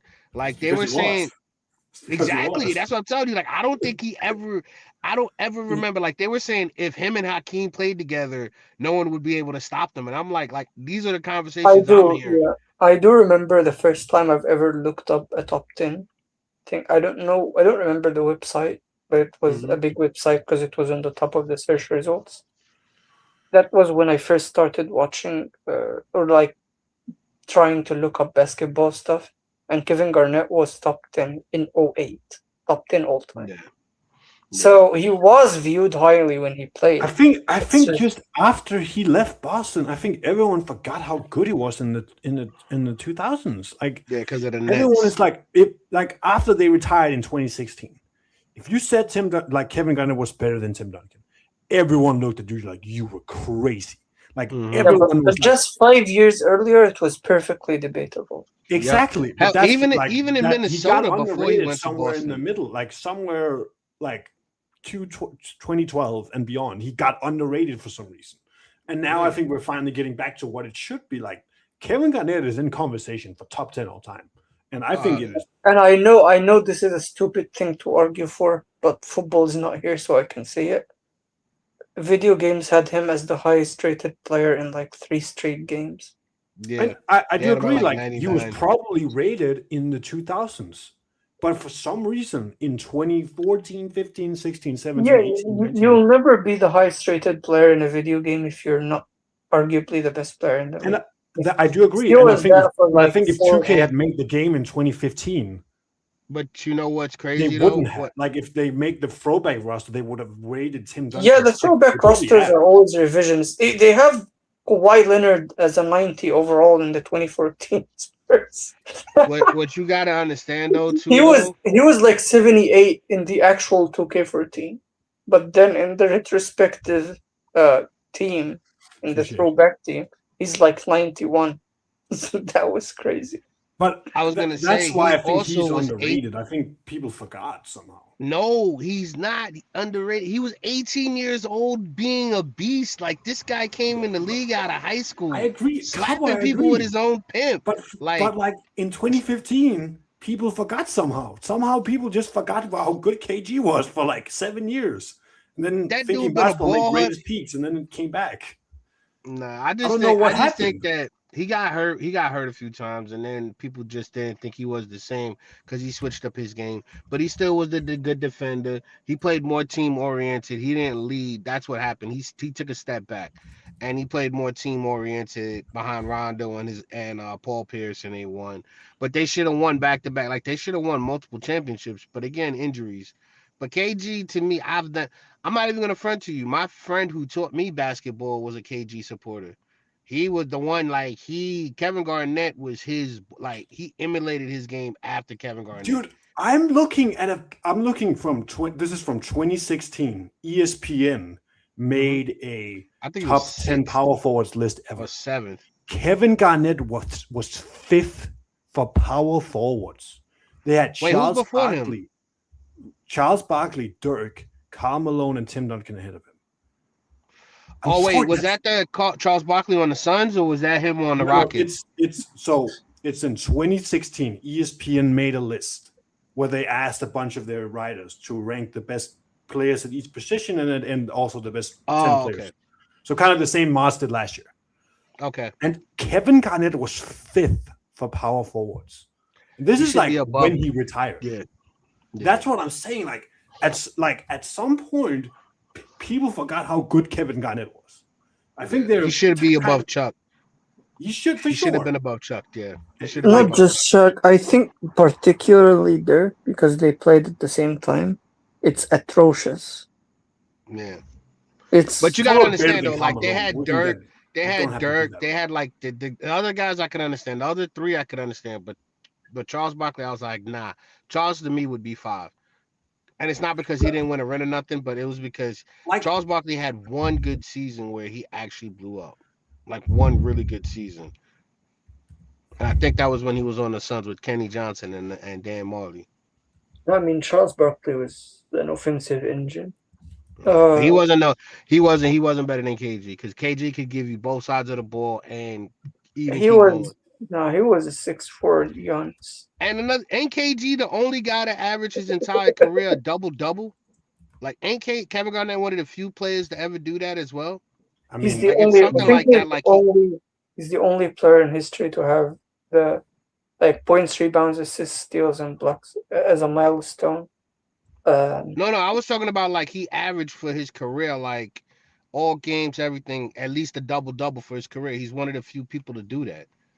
yeah, I mean, he averaged 10 rebounds there, but like he's not the only one. There's like Will Chamberlain and Bill Russell No, but obviously. that's what I'm saying. Like the ones that he's in good company with is like the Oh, Shaqs, and you know what I'm yeah. saying. Like, and he came out of high school is what I'm saying. John So Stockton also did it. who John Stockton, he has more than 10 assists per game in really? history. So did Hmm, Magic. Magic has like 11. But I didn't know that. yeah, so KG, I think KG wasn't underrated in '04, and I think he might is reaching a point where he's not underrated anymore. He's Yeah. underrated like 8 years ago, like 10 years. From Okay. 10 years ago to like now, he was underrated. That's what I'm trying to say. I'm not. Okay. I don't think he's underrated enough for me to like. If let's try to make like an all underrated first team and second team. I think, of course, KG is not gonna make that. But like, if we're trying to make that, who would be in this list? I think Bobby Jones is an obvious thing. Just because of how under discussed he is, I do see that. Um, I I mean, you're saying the most underrated players, not the best players who are underrated. No, not the best player, just most underrated. So Bobby Jones probably up there. Uh, Yeah, because no one talks about him. John Havlicek, maybe. Yeah, but Oh, those that's a two are good like, one. if a tree falls in the woods and no one hears it, is it underrated or did like it's just That's the ignored? same No thing one. like Jerry West too, though. No one Jerry talks about West. Jerry Oh, West. I did want to bring him up. Yes, He's yeah. the logo. Jerry He's West one is in also seven. underrated. Jerry West is also underrated. But he's Yeah. talked about a lot. I think I've seen enough people who have like KG and Jerry West in their top 13 or top 14 that I don't think I can call them underrated like that. But like when you see players like Iceman, the first name I mentioned, or Sidney Yeah. Moncrief, these guys are more underrated. Who else? From what about today? Who I would you say mean, today? I have to say Draymond. But Who? why though? What makes him I mean, underrated when we I mean, I heard Real Talk say, I don't know what's up with this Draymond thing. People think like he's really good, like Draymond he's is a good not. player. Like Draymond is, like, do you not think Draymond is a good player, Cowboy? No. I You think don't he's think? a good tool. No. Let me explain. He's a good tool. Okay, let me explain to you. You see, I'm gonna compare Steph Curry to a motorcycle. Steph Yeah, Curry is a motorcycle that is hot, fast, and ready to go. But when it's time to slow him down and control, the kickstand is Draymond Green. That's not giving him a knock. He's holding basically Steph like they're working tandem. They work perfect together. He doesn't have a too big of a job. He can hold it down. He's doing good. To me, what he does is perfect. Same thing with Josh Hart. He's good. He's good for the team. I don't think Draymond is doing anything special because here's the thing. For today's game, and I hate to say this because I sound like an old head, but I have to give credit to the new school. You have to score. Rudy Gobert, as great as he is defensively, as great as he is with setting screens, as great as he's a liability but that's the offensively. thing. Like, I'm not Draymond Green talking is about one Draymond too. today. I'm talking about Draymond in the 2010s, like when he was at his best. Oh, I thought you were talking. Okay, my fault. No, I no, thought you were talking I'm like, about him. My I'm fault. not talking about him now. I'm talking about Okay, like 2016, 17, 18, 19, 15 Draymond. Like, there's people who think he wasn't a good basketball player. That's insane. Like, he's one of the best ever. Like, he's a. Oh my god. Is he not one of the best ever? He's got to make the Hall of Fame. I mean, he's gonna make the Hall of Fame for sure. He's like yeah, he gonna make the Hall of Fame, but he's okay a for him to top be. He don't even have top an MVP. 150. Okay, but that's not the bar we're talking about. We're talking about being a good player. Like, let's. Yeah, he's a top 150 player, maybe. I mean, he's a top 100 player. Yeah, Maybe. I haven't maybe. made the He's a list. top 100 player. But speaking of this, by the way, who do you think is the best player to never win MVP? Anthony Davis is just the first name of Jerry West. Jerry West. Clyde Drexler. No, Jerry West is the correct answer. Clyde Drexler, because as hard as he played with Portland, no matter how good he tried, he could not be Jordan. And I he Dwayne like to Wade. be the second Dwayne Wade. best. I That's actually another one too. I Dwayne forgot. Wade, his rookie year, he should have been Cole. It should have been Cole rookies because Dwayne Wade was just as good as what's his name, LeBron. LeBron. No, he wasn't. But okay. Um, And this, the, okay, Dwayne. I mean, Dwayne Wade is better than Clyde Drexler. I hope we all agree. no, I agree with you on that. I agree with you on that. I agree Um, with you on that. Yeah, The I'm just only, the saying how only, the only source it's for like Wade being as good as LeBron is a Jay-Z song. So it's like this. It's like Melo. Like Melo is the first 4 years. I thought Melo was better than LeBron, and everyone's like, "You're 4 crazy." No, he wasn't. years, I mean, The he first wasn't 4 years, better I than thought he was LeBron in better. '06 or '07, but okay. You see what I'm years. saying? That's what I get, but that's I just mean, me though, because that's how I feel about like I don't see anything good LeBron was about a better Draymond. scorer than Melo in his first 4 years. 4 years. Just That's let me have it, man. He won a championship at Syracuse. I won money off of that. I was thankful. I okay. bet If that, Syracuse because of him. listen, if you win money off of someone, I, Just I don't moved blame Kobe you. Three and MVP in this third year. God As dang. yeah, if you're winning money off of someone, I don't mind it. You can have any opinion on it.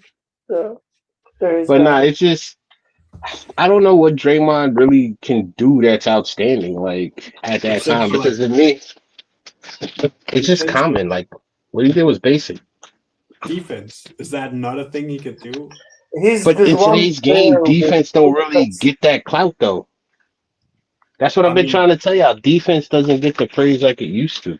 yeah, but that's the thing. Like, we're not talking about the cloud it gets. We're talking about how good of a player it is. Like 2015 to like 2022, Draymond is one of the that's one of the best defenders ever. Well, and he Mhm. revolutionized the league. Like, what do you want me to do with that? Yeah, but still, it's like I don't know. Most people don't even like defense today. They don't even rate it as a part of Exactly. That's why something he's a team. underrated. People don't like defense. He's one of the best I ever can at see that. a point in that. What are you saying, Amir? You're muted. yeah, I was saying Jerry West. You mentioned him, and I think he's the most obvious answer. Who would be second? Like Dwayne if we Wade. thought Dwayne Wade is second. Okay, these are two good names. I was asking this question to maybe brainstorm extra names, but Elgin Baylor is another one. Uh, Elgin Baylor, he's both in the underrated list and in the best to never win MVP list. He was averaging like Mm, 40 and 25, but because there was another guy averaging 50 and 27, yeah, it didn't matter. 40 and 23, like What that. about Steve Nash or Chris Paul? I want to throw those two names out there. Steve Nash, I'd say before PC, yes, because like let me say it this way. I think the '06 MVP made him underrated. If he just didn't win that MVP, no one would be talking about him the way they talk about him. Yeah, if he's just won in '07 instead. Yeah, no, just '05. Like one MVP is enough. You don't need two. If you won in '05 and then he just went about with his career, I think he'll be remembered more fondly. But '06 is such a stacked year for players.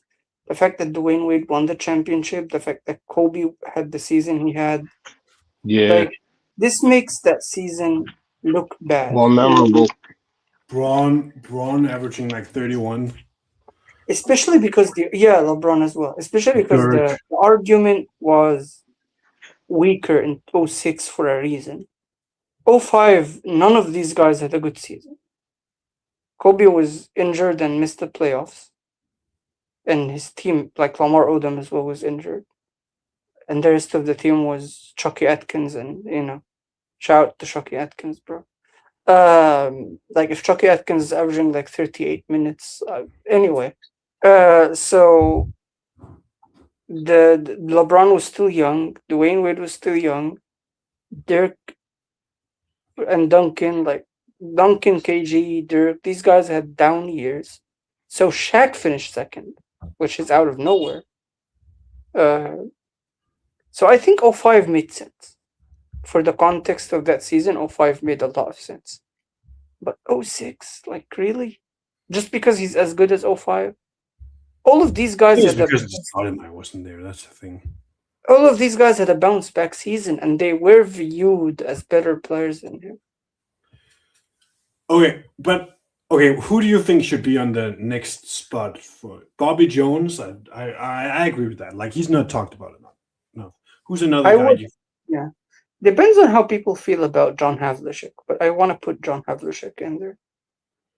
I think that's just like I think if you're playing like the '60s, it's just more that people don't watch it. Like it's not that you're underrated; they just don't care. Like Mm.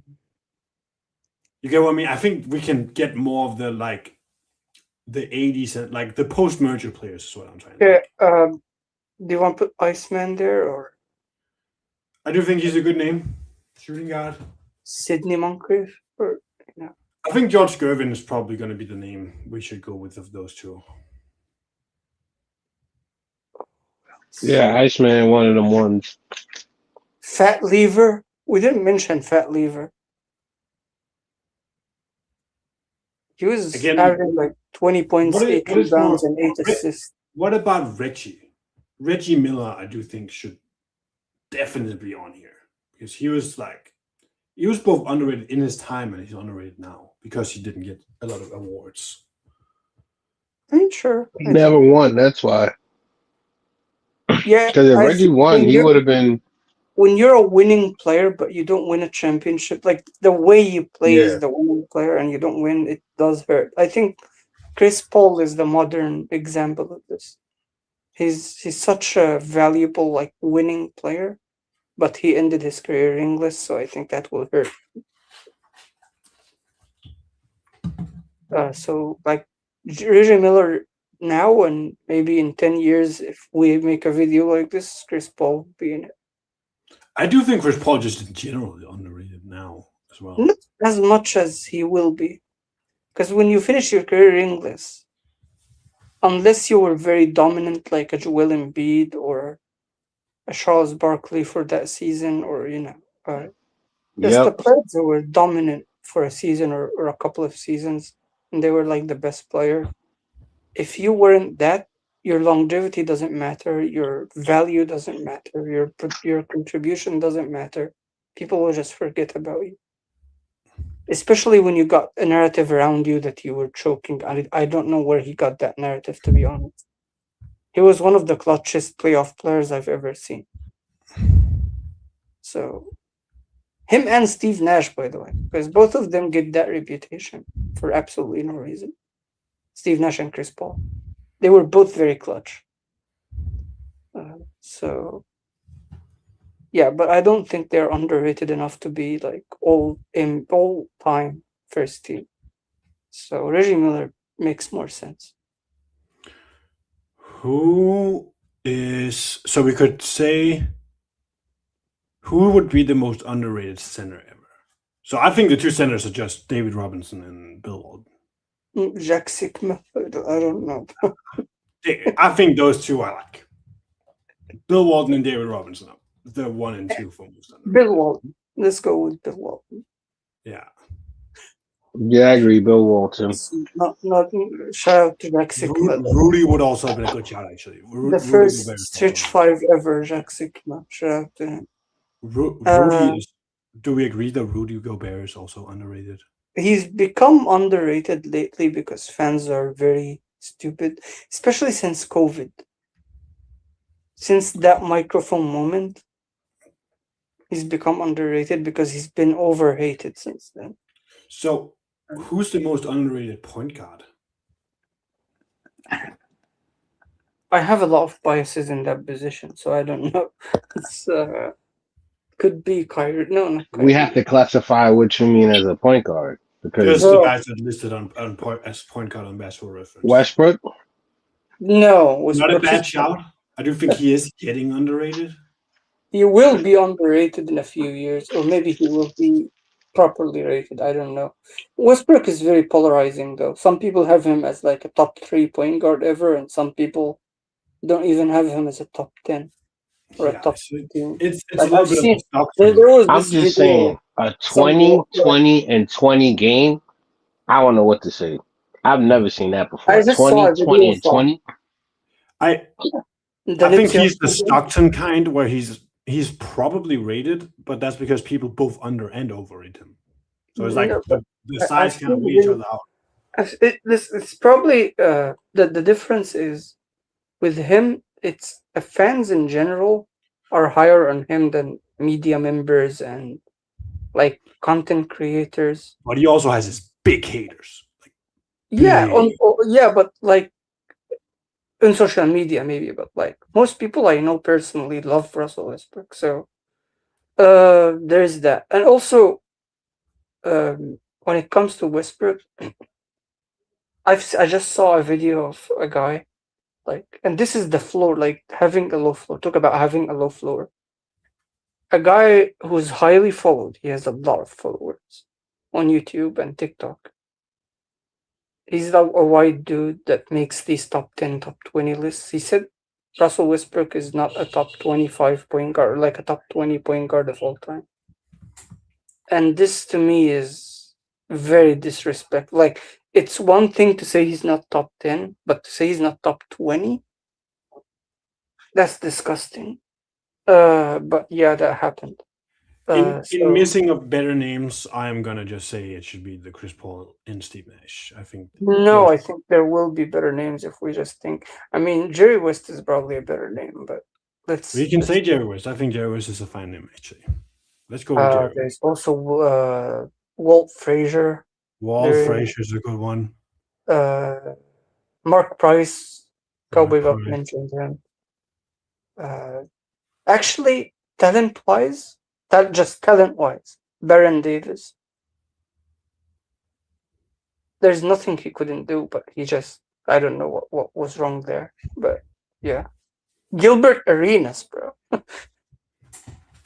Kyle Lowry.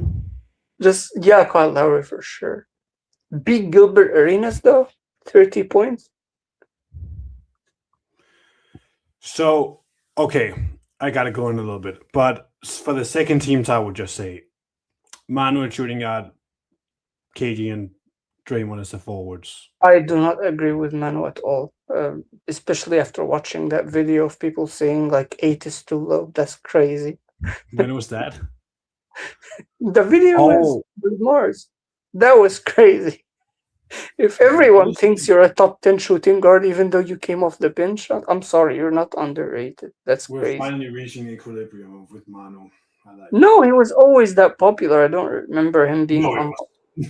No, I it was no in my circles he was, but it was mainly he was. I think it was just American fans were salty about him winning the gold medal, so that was a part of it, especially against a team led by the Tim Duncan himself, like his teammate. So sure who the best player on the team was. yep, that's what I was saying back then. Like I remember saying, if you're not gonna give credit to Carmelo Anthony for winning gold medals, then Manu's better than Tim Duncan. Just admit it. Anyway, so yeah, I mean it's fine. We don't need to have like two teams. That's just fine because we're not gonna agree on all names. But we mentioned enough names. I think we had I it do like. think we got through who I want to talk about. Now I can't wait for the most overrated episode. That's gonna be fun. Yeah, but we need a guest for that, bro. We need to get someone for that. Yeah, you got to get someone that's actually prepared because overrated, there's a lot of them. Yeah, we need someone who's like spicy, like someone like real talk or Like a yeah, Damo crazy self or real talk. yeah. We need someone like that. Anyway, we'll see. Yeah. So, does anyone want to get anything else off before we wrap it up? No. Oh, 2026 champions, New York Assad Knicks. Thompson is an underrated defender. I forgot. I just remembered him. Who? He's top 10. Assad Thompson. I mean, I just called him one of the best defenders I've ever seen. So I agree. Yeah, I he's like think more top. I think more people should say that. he's crazy. Anyway, He's a crazy 2026 champs, New York Knicks. Go New York, go New York, go. Yep, New York Knicks. Good one. Shout out to the Knicks. Have a Shout out good to one, Mike guys. Brown. Mike Brown, underrated coach throughout his career. So yeah. Anyway, let's wrap it up now. So this was episode 15 of Unethical Hoops, and we'll see you soon with the most overrated video. I don't know if it will be the next video or the one after it, but we'll see you soon. And have a good day. Bye. Till